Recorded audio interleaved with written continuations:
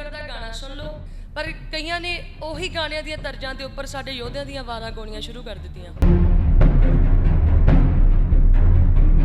ਸਿੰਗੜੀਆਂ ਵੀ ਭੈਣ ਜੀ ਮੈਂ ਵੇਖੀਆਂ ਨੇ ਵੀ ਟਿਕਟੌਕ ਦੇ ਉੱਪਰ ਗੰਦੇ ਗਾਣਿਆਂ ਤੇ ਨੱਚਦੀਆਂ ਨੇ, ਅਸ਼ਲੀਲ ਹਰਕਤਾਂ ਕਰਦੀਆਂ ਵੀ ਮੈਂ ਵੇਖੀਆਂ ਨੇ।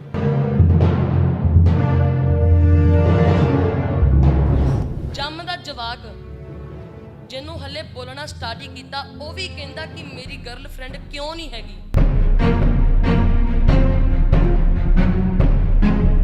ਜਿਹੜੇ ਨੌ ਵਧਾਏ ਆ, ਨੇਲ ਪੇਂਟ ਲਾਈ ਆ, ਇੱਕ ਦਮਾਲਾ ਹੀ ਆ ਕਿ ਵਾਲ ਕੇਸ ਆਪਣੇ ਜਿਹੜੇ ਪਿਛਾਂ ਨੂੰ ਨਹੀਂ ਖਿਲਾਰੇ, ਬਾਕੀ ਤੇ ਸਾਰਾ ਕੁਝ ਦੂਜਾ ਹੀ ਕੰਮ ਹੋ ਰਿਹਾ ਨਾ।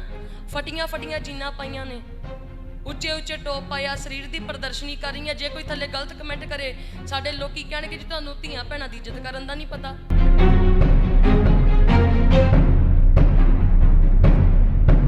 ਫਨੀ ਵੀਡੀਓ ਬਣਾਉਣੀਆਂ ਸ਼ੁਰੂ ਕਰ ਦਿੱਤੀਆਂ, ਦਸਤਾਰ ਬੰਨ੍ਹ ਕੇ ਇੱਕ ਦੂਜੇ ਦੇ ਥੱਪੜ ਮਾਰੀ ਜਾਂਦੇ ਆ ਕਿ ਤੁਸੀਂ ਦਮਾਲੇ ਦਾ ਤੇ ਲਿਹਾਜ਼ ਕਰ ਲਓ। ਹਸਬੈਂਡ ਵਾਈਫ ਆ ਜੇ ਕੋਈ ਦਮਾਲੇ ਵਾਲਾ, ਉਹਨੂੰ ਵੀ ਇਦਾਂ ਦੇ ਗੰਦੇ ਲਫ਼ਜ਼ਾਂ ਵਾਲੇ ਜਿਹੜੇ ਗਾਣੇ ਉਹਨਾਂ ਤੇ ਵੀਡੀਓ ਨਹੀਂ ਬਣਾਉਣੀ ਚਾਹੀਦੀ। ਪ੍ਰੇਮ ਆ ਹਸਬੈਂਡ ਵਾਈਫ ਦਾ, ਉਹ ਕਿਸੇ ਹੱਦ ਤੱਕ ਸੀਮਤ ਹੁੰਦਾ, ਅਸੀਂ ਲੋਕਾਂ ਵਾਸਤੇ ਨਹੀਂ ਵਿਖਾਉਣਾ ਹੁੰਦਾ।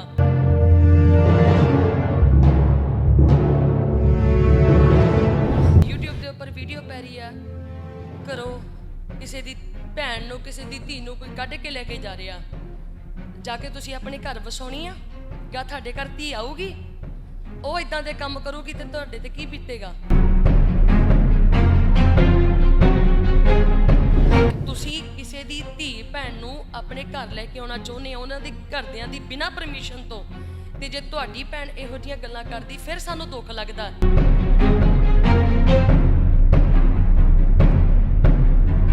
ਮਰਿਆਦਾ ਨੂੰ ਤੇ ਫੋਲੋ ਨਹੀਂ ਕਰਦੇ, ਬਸ ਸਾਨੂੰ ਇਦਾਂ ਆ ਕਿ ਰਿਵਾਜ ਜਿਹਾ ਹੋ ਜਾਵੇ। ਆਨੰਦ ਕਾਰਜ ਹੋਇਆ, ਸਾਨੂੰ ਘਰੇ ਕੁੜੀ ਚਾਹੀਦੀ ਆ ਜੀ, ਲਵ ਮੈਰਿਜ ਹੋ ਗਈ, ਫੋਟੋਆਂ ਪਾ ਦਿਓ। ਫਿਰ 3 ਮਹੀਨੇ ਹੋਰ ਬੀਤਦੇ ਆ, 15 ਦਿਨ ਨਹੀਂ ਲੰਘਦੇ, ਅਗਲਾ ਦਿਨ ਹੁੰਦਾ ਤੇ ਡਿਵੋਰਸ ਦੇ ਕਾਗਜ਼ ਵੀ ਤਿਆਰ ਹੋਣ ਲੱਗ ਜਾਂਦੇ।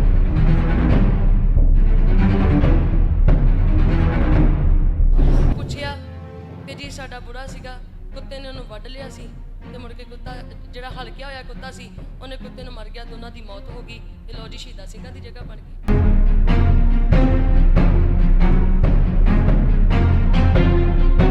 ਲਿਖਿਆ ਆ ਮਹਾਰਾਜ ਦੀ ਬਾਣੀ ਤੇ ਕਿੰਨਾ ਕਿੰਤੂ ਹੋ ਰਿਹਾ, ਦਸ਼ਮ ਮਹਾਰਾਜ ਜੀਆਂ ਦੀ ਸਰਬਲੋ ਦੀ ਬਾਣੀ ਤੇ। ਉਹਨਾਂ ਨੂੰ ਪੁੱਛੀਏ ਤੂੰ ਪੜ੍ਹਿਆ? ਨਹੀਂ ਮੈਂ ਤਾਂ ਪੜ੍ਹਿਆ ਨਹੀਂ। ਫਿਰ ਤੁਸੀਂ ਮਾੜੀ ਕਿਵੇਂ ਕਹਿ ਸਕਦੇ ਹੋ? ਘਰ ਦੇ ਵਿੱਚ ਜਿਹੜੇ ਬੈਠੇ ਆ, ਉਹਨਾਂ ਨੂੰ ਤਾਂ ਨਿਸ਼ਾਨ ਸਾਹਿਬ ਤੋਂ ਤਕਲੀਫ ਹੀ ਕਿਉਂ ਨਹੀਂ, ਤੇ ਜਿਹੜੇ ਆਗੂ ਕਹਾਉਣ ਵਾਲੇ ਨੇ, ਇਹਨਾਂ ਨੂੰ ਤਕਲੀਫ ਕਿਉਂ ਮਿਲਦੀ ਆ?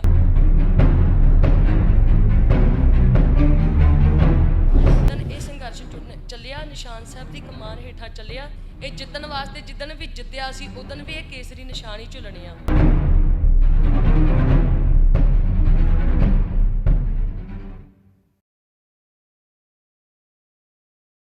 ਜਦੋਂ ਢਾਡੀ ਕਲਾ ਦੀ ਗੱਲ ਆਉਂਦੀ ਹੈ ਤਾਂ ਸਿਧਾਂਤ, ਸਿੱਖਿਆ ਅਤੇ ਨਾਲ ਦੀ ਨਾਲ ਵੀਰਮ ਗਤੀ, ਜੋਸ਼ ਭਰ ਦੇਣਾ, ਇਹ ਚੀਜ਼ਾਂ ਵੀ ਸਾਹਮਣੇ ਆ ਜਾਂਦੀਆਂ ਨੇ। ਤੁਸੀਂ ਢਾਡੀਆਂ ਨੂੰ ਵੇਖਿਆ ਹੋਵੇਗਾ ਸਟੇਜ ਦੇ ਉੱਪਰ ਵਾਰਾਂ ਗਾਉਂਦਿਆਂ ਨੂੰ, ਕਿਸ ਲਹਿਜੇ ਦੇ ਵਿੱਚ ਗੁਰਬਾਣੀ ਨੂੰ ਪੇਸ਼ ਕਰਦੇ ਨੇ, ਕਿਸ ਲਹਿਜੇ ਦੇ ਵਿੱਚ ਸਿਧਾਂਤ ਨੂੰ ਅਤੇ ਸਾਖੀਆਂ ਨੂੰ ਪੇਸ਼ ਕਰਦੇ ਨੇ, ਇਤਿਹਾਸ ਨੂੰ ਪੇਸ਼ ਕਰਦੇ ਨੇ। ਇਹ ਕਿਸੇ ਤੋਂ ਲੁਕਿਆ ਛਿਪਿਆ ਨਹੀਂ ਹੈ। ਭੈਣ ਦਲੇਰ ਕੌਰ ਜੀ ਖਾਲਸਾ ਅੱਜ ਸਾਡੇ ਨਾਲ ਮੌਜੂਦ ਨੇ, ਜਿਨ੍ਹਾਂ ਨੇ ਬੜੀ ਛੋਟੀ ਉਮਰ ਦੇ ਵਿੱਚ ਪ੍ਰਚਾਰ ਸ਼ੁਰੂ ਕੀਤਾ ਤੇ ਅੱਜ ਇਸ ਮਕਾਮ ਤੱਕ ਨੇ ਕਿ ਦੁਨੀਆ ਉਹਨਾਂ ਨੂੰ ਜਾਣਦੀ ਹੈ। ਗੱਲਬਾਤ ਕਰਦੇ ਹਾਂ। ਭੈਣ ਜੀ ਵਾਹਿਗੁਰੂ ਜੀ ਕਾ ਖਾਲਸਾ, ਵਾਹਿਗੁਰੂ ਜੀ ਕੀ ਫਤਿਹ। ਭੈਣ ਜੀ ਕਿਵੇਂ ਲੱਗਣ ਲੱਗੀ ਇੱਧਰ ਨੂੰ, ਇੰਨੀ ਛੋਟੀ ਉਮਰ ਦੇ ਵਿੱਚ ਇੱਧਰਲੇ ਪਾਸੇ ਨੂੰ ਵੀਰਾਂ ਘੱਤ ਲਈਆਂ? ਮਾਤਾ ਪਿਤਾ ਜੀ ਦੇ ਨਾਲ ਹੀ ਜਦੋਂ ਮਤਲਬ ਕਿ ਆਪਾਂ ਬੈਠਣਾ ਉੱਠਣਾ, ਸਾਰੀ ਫੈਮਿਲੀ ਗੁਰੂ ਸਾਹਿਬ ਦੀ ਕਿਰਪਾ ਦੇ ਨਾਲ ਅੰਮ੍ਰਿਤਧਾਰੀ। ਬਾਕੀ ਮੇਰੇ ਸਤਿਕਾਰਯੋਗ ਚਾਚਾ ਜੀ ਸਤਨਾਮ ਸਿੰਘ ਜੀ ਕਵੀਸ਼ਰ, ਉਹਨਾਂ ਨੂੰ ਵੇਖਣਾ, ਗਾਉਂਦਿਆਂ ਨੂੰ ਸੁਣਨਾ, ਨਾਲ ਜਿਹੜੇ ਚਾਚਾ ਜੀ ਦੇ ਨਾਲ ਗਾਉਣ ਵਾਲੇ ਅੰਕਲ ਜੀ ਹੋਣੇ, ਸਾਡੇ ਮਾਮਾ ਜੀ, ਉਹਨਾਂ ਨੇ ਜਦੋਂ ਗਾਉਣਾ ਤੇ ਸਾਨੂੰ ਬੜਾ ਚਾਅ ਚੜ੍ਹਨਾ। ਤੇ ਫਿਰ ਜਦੋਂ ਵੀਰ ਉਹਨਾਂ ਨੇ ਨਾਲ ਗਾਉਣਾ ਕਿ ਚਲੋ ਬੱਚੇ ਆ ਤੁਸੀਂ ਵੀ ਚਲੋ ਗਾ ਕੇ ਸੁਣਾਓ, ਉਦੋਂ ਤੋਂ ਫਿਰ ਮਨ ਦੇ ਵਿੱਚ ਐਸਾ ਬੈਠਾ ਕਿ ਨਹੀਂ ਆਪਾਂ ਵੀ ਸਿੱਖੀਏ। ਇੱਕ ਚਾਅ ਸੀ ਮਨ ਦੇ ਵਿੱਚ, ਪਰ ਇਹ ਨਹੀਂ ਸੀ ਸੋਚਿਆ ਕਿ ਅੱਜ ਮਤਲਬ ਕਿ ਵੱਡੀਆਂ ਵੱਡੀਆਂ ਸਟੇਜਾਂ ਤੇ ਜਾ ਕੇ ਇਤਿਹਾਸ ਸੁਣਾਵਾਂਗੇ ਗੁਰੂ ਸਾਹਿਬ ਜੀ ਦਾ। ਤੁਸੀਂ ਪੁਰਾਣੇ ਜਿਹੜੇ ਕਵੀਸ਼ਰ ਸੁਣੇ ਹੋਣਗੇ, ਢਾਡੀ ਵਾਰਾਂ ਗਾਉਣ ਵਾਲੇ ਸੁਣੇ ਹੋਣਗੇ, ਹੈ ਨਾ, ਕਿਵੇਂ ਤੁਹਾਨੂੰ ਲੱਗਦਾ ਹੈ ਵੀ ਪੁਰਾਣੇ ਜਿਹੜੇ ਢਾਡੀ ਹੁੰਦੇ ਸੀ ਤੇ ਅੱਜ ਦੇ ਕਵੀਸ਼ਰ, ਪੁਰਾਣੇ ਕਵੀਸ਼ਰ ਤੇ ਅੱਜ ਦੇ ਕਵੀਸ਼ਰ ਜਿਹੜੇ ਹੈਗੇ ਨੇ, ਕੁਝ ਫਰਕ ਮਹਿਸੂਸ ਕਰਦੇ ਹੋ ਇਹਨਾਂ ਦੇ ਵਿੱਚ? ਹਾਂਜੀ, ਬਹੁਤ ਜ਼ਿਆਦਾ ਫਰਕ ਮਹਿਸੂਸ ਹੁੰਦਾ ਆ। ਕੋਈ ਵੀ ਸੁਣੇਗਾ ਉਹਨੂੰ ਪਤਾ ਲੱਗੇਗਾ। ਉਹ ਸਾਡਾ ਪੁਰਾਤਨ ਢਾਡੀ ਰਾਗ ਸੀ ਜਿਹੜਾ ਸਾਡੇ 'ਚ ਜੋਸ਼ ਭਰਦਾ ਸੀ। ਜਿਹੜੀਆਂ ਵਾਰਾਂ ਗਾਈਆਂ ਜਾਂਦੀਆਂ ਸੀ, ਸਾਹਮਣੇ ਵਾਲਾ ਬੈਠਾ ਬੰਦਾ ਵੀ ਉਛਲਦਾ ਸੀਗਾ ਕਿ ਜਦੋਂ ਯੋਧਿਆਂ ਦੀਆਂ ਵਾਰਾਂ ਸੁਣਦਾ ਸੀ। ਪਰ ਅੱਜ ਉਹ ਫਰਕ ਕੀ ਉਹਦੇ ਵਿੱਚ ਪੈ ਗਿਆ ਕਿ ਚਾਹੇ ਕਿਸੇ ਸਿੰਗਰ ਦਾ ਗਾਣਾ ਸੁਣ ਲਓ, ਚਾਹੇ ਬਾਬਾ ਦੀਪ ਸਿੰਘ ਦੀ ਵਾਰ, ਅੱਜ ਦੇ ਜਿਹੜੇ ਮੈਂ ਕਹਿ ਸਕਦੀ ਹਾਂ, ਸਾਰੇ ਨਹੀਂ ਕਹਿੰਦੀ, ਪੱਕੇ ਰਾਗ ਗਾਉਣ ਵਾਲੇ ਵੀ ਬੜੇ ਨੇ, ਪਰ ਕਈਆਂ ਨੇ ਉਹੀ ਗਾਣਿਆਂ ਦੀਆਂ ਤਰਜ਼ਾਂ ਦੇ ਉੱਪਰ ਸਾਡੇ ਯੋਧਿਆਂ ਦੀਆਂ ਵਾਰਾਂ ਗਾਉਣੀਆਂ ਸ਼ੁਰੂ ਕਰ ਦਿੱਤੀਆਂ। ਤੇ ਜਿਹਦੇ ਕਰਕੇ ਹੁਣ ਸਾਹਮਣੇ ਬੈਠੀ ਜਿਹੜੀ ਯੰਗ ਜਨਰੇਸ਼ਨ ਜਿਹੜੀ ਗਾਣਿਆਂ ਨੂੰ ਸੁਣਦੀ ਆ, ਉਹਨਾਂ ਨੇ ਤਾਂ ਬਾਬਾ ਦੀਪ ਸਿੰਘ ਦੇ ਬੋਲ ਸੁਣਨੇ ਨਹੀਂ, ਉਹਨਾਂ ਨੇ ਤਾਂ ਜਿਹੜਾ ਮਿਊਜ਼ਿਕ ਵੱਜ ਰਿਹਾ ਉਹਦੇ ਤੋਂ ਦੂਜਾ ਹੀ ਸੌਂਗ ਕੱਢਣਾ। ਤਾਂ ਕਿ ਗੁਰਬਾਣੀ ਦਾ ਕੀਰਤਨ ਹੁੰਦਾ ਹੈ ਤੇ ਕੀਰਤਨ ਦੇ ਵਿੱਚ ਵੀ ਰਾਗ ਤੋਂ ਪਰੇ ਹਟਦਿਆਂ ਹੋਇਆਂ ਮਿਊਜ਼ਿਕ ਜਿਹੜਾ ਗਾਣਿਆਂ ਵਾਲਾ ਫਿੱਟ ਕਰ ਦਿੱਤਾ ਜਾਂਦਾ। ਸਰੰਗੀ ਵੱਜਦੀ ਹੈ, ਸਰੰਗੀ ਦੇ ਵਿੱਚ ਵੀ, ਤੇ ਹੇਠਾਂ ਬੈਠੇ ਹੋਏ ਨੌਜਵਾਨ ਤੁਹਾਡੇ ਕਹਿਣ ਦੇ ਮੁਤਾਬਕ ਉਹ ਹੱਥ ਲਾਉਂਦੇ ਨੇ, ਪਰ ਦਿਮਾਗ ਦੇ ਵਿੱਚ ਗਾਣਾ ਚੱਲਦਾ। ਹਾਂਜੀ, ਦਿਮਾਗ ਦੇ ਵਿੱਚ ਤਾਂ ਓਬਵੀਅਸਲੀ ਆਪਾਂ ਨੂੰ ਪਤਾ ਹੈ ਕਿ ਇਹ ਉਹੀ ਗੱਲ ਆ। ਮੇਰੇ ਪਿਤਾ ਜੀ ਹੁਣੀ ਖੁਦ ਜਦੋਂ ਜਾਂਦੇ ਰਹਿੰਦੇ ਨੇ ਸਮਾਗਮਾਂ 'ਤੇ, ਚਾਹੇ ਫੈਮਿਲੀ ਸਮਾਗਮ ਹੋਣ, ਸੰਗਤ 'ਚ ਬੈਠਦੇ ਤੇ ਸੰਗਤ 'ਚ ਜਿਹੜਾ ਬੈਠਾ ਉਹਨੂੰ ਜ਼ਿਆਦਾ ਪਤਾ ਕਿ ਮੇਰਾ ਨਾਲ ਵਾਲਾ ਉਹ ਸਾਹਮਣੇ ਵਾਲੇ ਨੂੰ ਸੁਣ ਕੇ ਕੀ ਰਿਐਕਟ ਕਰ ਰਿਹਾ। ਤੇ ਬੜੀਆਂ ਥਾਵਾਂ ਤੇ ਆਪਾਂ ਵੀ ਖੁਦ ਵੇਖੀਦਾ ਆ ਕਿ ਜਦੋਂ ਸਰੰਗੀ ਤੇ ਕੋਈ ਪੀਸ ਲੱਗਦਾ ਨਾ, ਥੱਲੇ ਸੰਗਤ 'ਚ ਜਿਹੜਾ ਬੈਠਾ ਉਹ ਇੱਕ ਦੂਜੇ ਨੂੰ ਇਸ਼ਾਰੇ ਕਰਦਾ ਕਿ ਆਹ ਵੱਜ ਰਿਹਾ। ਤੇ ਜਿਹੜੇ ਕਰਕੇ ਆਪਾਂ ਵੇਖਿਆ ਜਾਵੇ ਫਿਰ ਉਹਨੂੰ ਢਾਡੀ ਕਲਾ ਤੇ ਕਹਿ ਨਹੀਂ ਸਕਦੇ ਨਾ। ਢਾਡੀ ਕਲਾ ਤੇ ਮੈਂ ਪਹਿਲਾਂ ਵੀ ਕਿਹਾ ਕਿ ਜਿਹੜਾ ਯੋਧਿਆਂ ਦਾ ਵੀਰ ਰਸੀ ਬਾਰਾ ਆ, ਧੰਨ ਗੁਰੂ ਹਰਗੋਬਿੰਦ ਸਾਹਿਬ ਮਹਾਰਾਜ ਨੇ ਕੀ ਆਖਿਆ ਸੀਗਾ ਕਿ ਮੈਂ ਢਾਡੀ ਤਾਂ ਸਾਜ ਰਿਹਾ ਜਿਨ੍ਹਾਂ ਦੀਆਂ ਨਾੜਾਂ 'ਚ ਲਹੂ ਜੰਮਿਆ ਉਹ ਢਾਡੀ ਪਗਲਾਉਣਗੇ। ਤੇ ਆਪਾਂ ਜੇ ਆਸਾ ਦੀ ਵਾਰ ਦੀ ਬਾਣੀ ਪੜ੍ਹੀਏ, ਉੱਚੇ ਕੂਕੇ ਵਾਧਾ ਗਾਵੇ ਜੋਧਾ ਕਾ ਵਿਚਾਰ। ਤੇ ਮੈਨੂੰ ਤਾਂ ਇਹੀ ਫਰਕ ਲੱਗਦਾ ਕਿ ਜੇ ਆਪਾਂ ਇੱਕ ਪਾਸੇ ਢਾਡੀ ਸਿੰਘ ਆਪਣੇ ਆਪ ਨੂੰ ਕਹਾਉਂਦੇ ਆ, ਫਿਰ ਜੋ ਸਾਡੀਆਂ ਵਾਰਾਂ ਨੇ ਉਹਨਾਂ ਨੂੰ ਉਸ ਤਰੀਕੇ ਨਾਲ ਪੇਸ਼ ਕੀਤਾ ਜਾਵੇ ਤੇ ਸਾਹਮਣੇ ਵਾਲਾ ਵੀ ਸਾਡੇ ਤੋਂ ਕੁਝ ਸਿੱਖ ਸਕਦਾ। ਗਾਇਕ ਨੇ ਜਿਹੜੇ ਉਹ ਕਹਿੰਦੇ ਨੇ ਵੀ ਲੋਕ ਸਾਡੇ ਤੋਂ ਮੰਗ ਕਰਦੇ ਨੇ ਲੱਚਰਤਾ ਦੀ, ਤੇ ਲੋਕ ਕਹਿੰਦੇ ਨੇ ਵੀ ਹਾਂ ਇਹ ਸਾਨੂੰ ਪਰੋਸ ਕੇ ਦਿੰਦੇ ਨੇ, ਗਾਉਣ ਵਾਲੇ ਸਾਨੂੰ ਪਰੋਸ ਕੇ ਦਿੰਦੇ ਨੇ। ਤੁਹਾਡਾ ਕੀ ਨਜ਼ਰੀਆ ਇਸ ਚੀਜ਼ ਬਾਰੇ? ਵੇਖੋ, ਜੇ ਸਾਹਮਣੇ ਵਾਲਾ ਚੰਗਾ ਸੁਣਾ ਰਿਹਾ ਆ ਤੇ ਜੇ ਸੁਣਨ ਵਾਲਾ ਸਾਹਮਣੇ ਬੈਠਾ ਕਹਿ ਰਿਹਾ ਕਿ ਨਹੀਂ ਤੂੰ ਸਾਨੂੰ ਦੂਜਾ ਸੁਣਾ, ਅਸੀਂ ਉਹਨਾਂ ਦੇ ਮੁਤਾਬਿਕ ਢਲਣਾ ਵਾ ਜਾਂ ਫਿਰ ਕਿ ਅਸੀਂ ਜੋ ਸੁਣਾ ਰਹੇ ਆ ਆਪਣੇ ਆਪ ਨੂੰ ਉੱਦਾਂ ਦੇ ਤਰੀਕੇ ਨਾਲ ਪਰਫੈਕਟ ਕਰੋ ਕਿ ਸਾਹਮਣੇ ਵਾਲਾ ਉਸ ਚੀਜ਼ ਨੂੰ ਫੋਲੋ ਕਰੇ। ਪਰ ਸਾਡਾ ਤਾਂ ਸਟੈਂਡ ਹੀ ਕੋਈ ਨਹੀਂ ਹੈ ਨਾ। ਜੇ ਗੰਗਾ ਗਏ ਤਾਂ ਗੰਗਾਨਾਥ, ਜਮਨਾ ਗਏ ਤਾਂ ਜਮਨਾਨਾਥ, ਇਹ ਵਾਲੀ ਸਾਡੀ ਘਟਨਾ ਬਣੀ ਆ। ਅੱਜ ਇਸ ਥਾਂ ਤੇ ਖਲੋ ਕੇ ਅਸੀਂ ਕੋਈ ਹੋਰ ਗੱਲ ਕਰੀ ਜਾਂਦੇ ਆ, ਕੱਲ ਨੂੰ ਸਾਡਾ ਕੋਈ ਸਟੈਂਡ ਹੀ ਨਹੀਂ ਰਿਹਾ ਕਿ ਅਸੀਂ ਕੱਲ ਨੂੰ ਜਾ ਕੇ ਉੱਥੇ ਕੁਝ ਹੋਰ ਗਾਈ ਜਾਂਦੇ ਆ। ਫਿਰ ਕਹਿ ਦਿੰਦੇ ਜੀ ਉਹ ਫਲਾਨੀ ਚੀਜ਼ ਗਾਈ ਆ, ਇਹ 'ਚ ਗਲਤ ਕੀ ਆ, ਇਹ ਤਾਂ ਲੋਕੀ ਸੁਣਨਾ ਪਸੰਦ ਕਰਦੇ ਆ। ਅਸੀਂ ਇੱਕ ਚੀਜ਼ ਦੇਖਦੇ ਹਾਂ ਭੈਣ ਜੀ, ਗੁਰਬਾਣੀ ਨੇ ਤੇ ਸਾਨੂੰ ਇੱਥੇ ਤੱਕ ਕਿਹਾ ਸੀਗਾ ਵੀ ਹਾਂ ਸਾਕਤ ਗੀਤ ਨਾਦ ਧੁਨ ਗਾਵਤ ਬੋਲਤ ਬੋਲੇ ਜਾਏ। ਗੰਦੇ ਗਾਣੇ ਨਹੀਂ ਸੁਣਨੇ, ਸਾਫ਼ ਲਫ਼ਜ਼ਾਂ ਦੇ ਵਿੱਚ ਗੁਰੂ ਸਾਹਿਬ ਜੀ ਦੀ ਹਦਾਇਤ ਸੀਗੀ। ਪਰ ਦਮਾਲੇ ਵਾਲੀਆਂ ਸਿੰਗੜੀਆਂ ਵੀ ਭੈਣ ਜੀ ਮੈਂ ਵੇਖੀਆਂ ਨੇ ਵੀ ਟਿਕਟੌਕ ਦੇ ਉੱਪਰ ਗੰਦੇ ਗਾਣਿਆਂ ਤੇ ਨੱਚਦੀਆਂ ਨੇ, ਅਸ਼ਲੀਲ ਹਰਕਤਾਂ ਕਰਦੀਆਂ ਵੀ ਮੈਂ ਵੇਖੀਆਂ ਨੇ।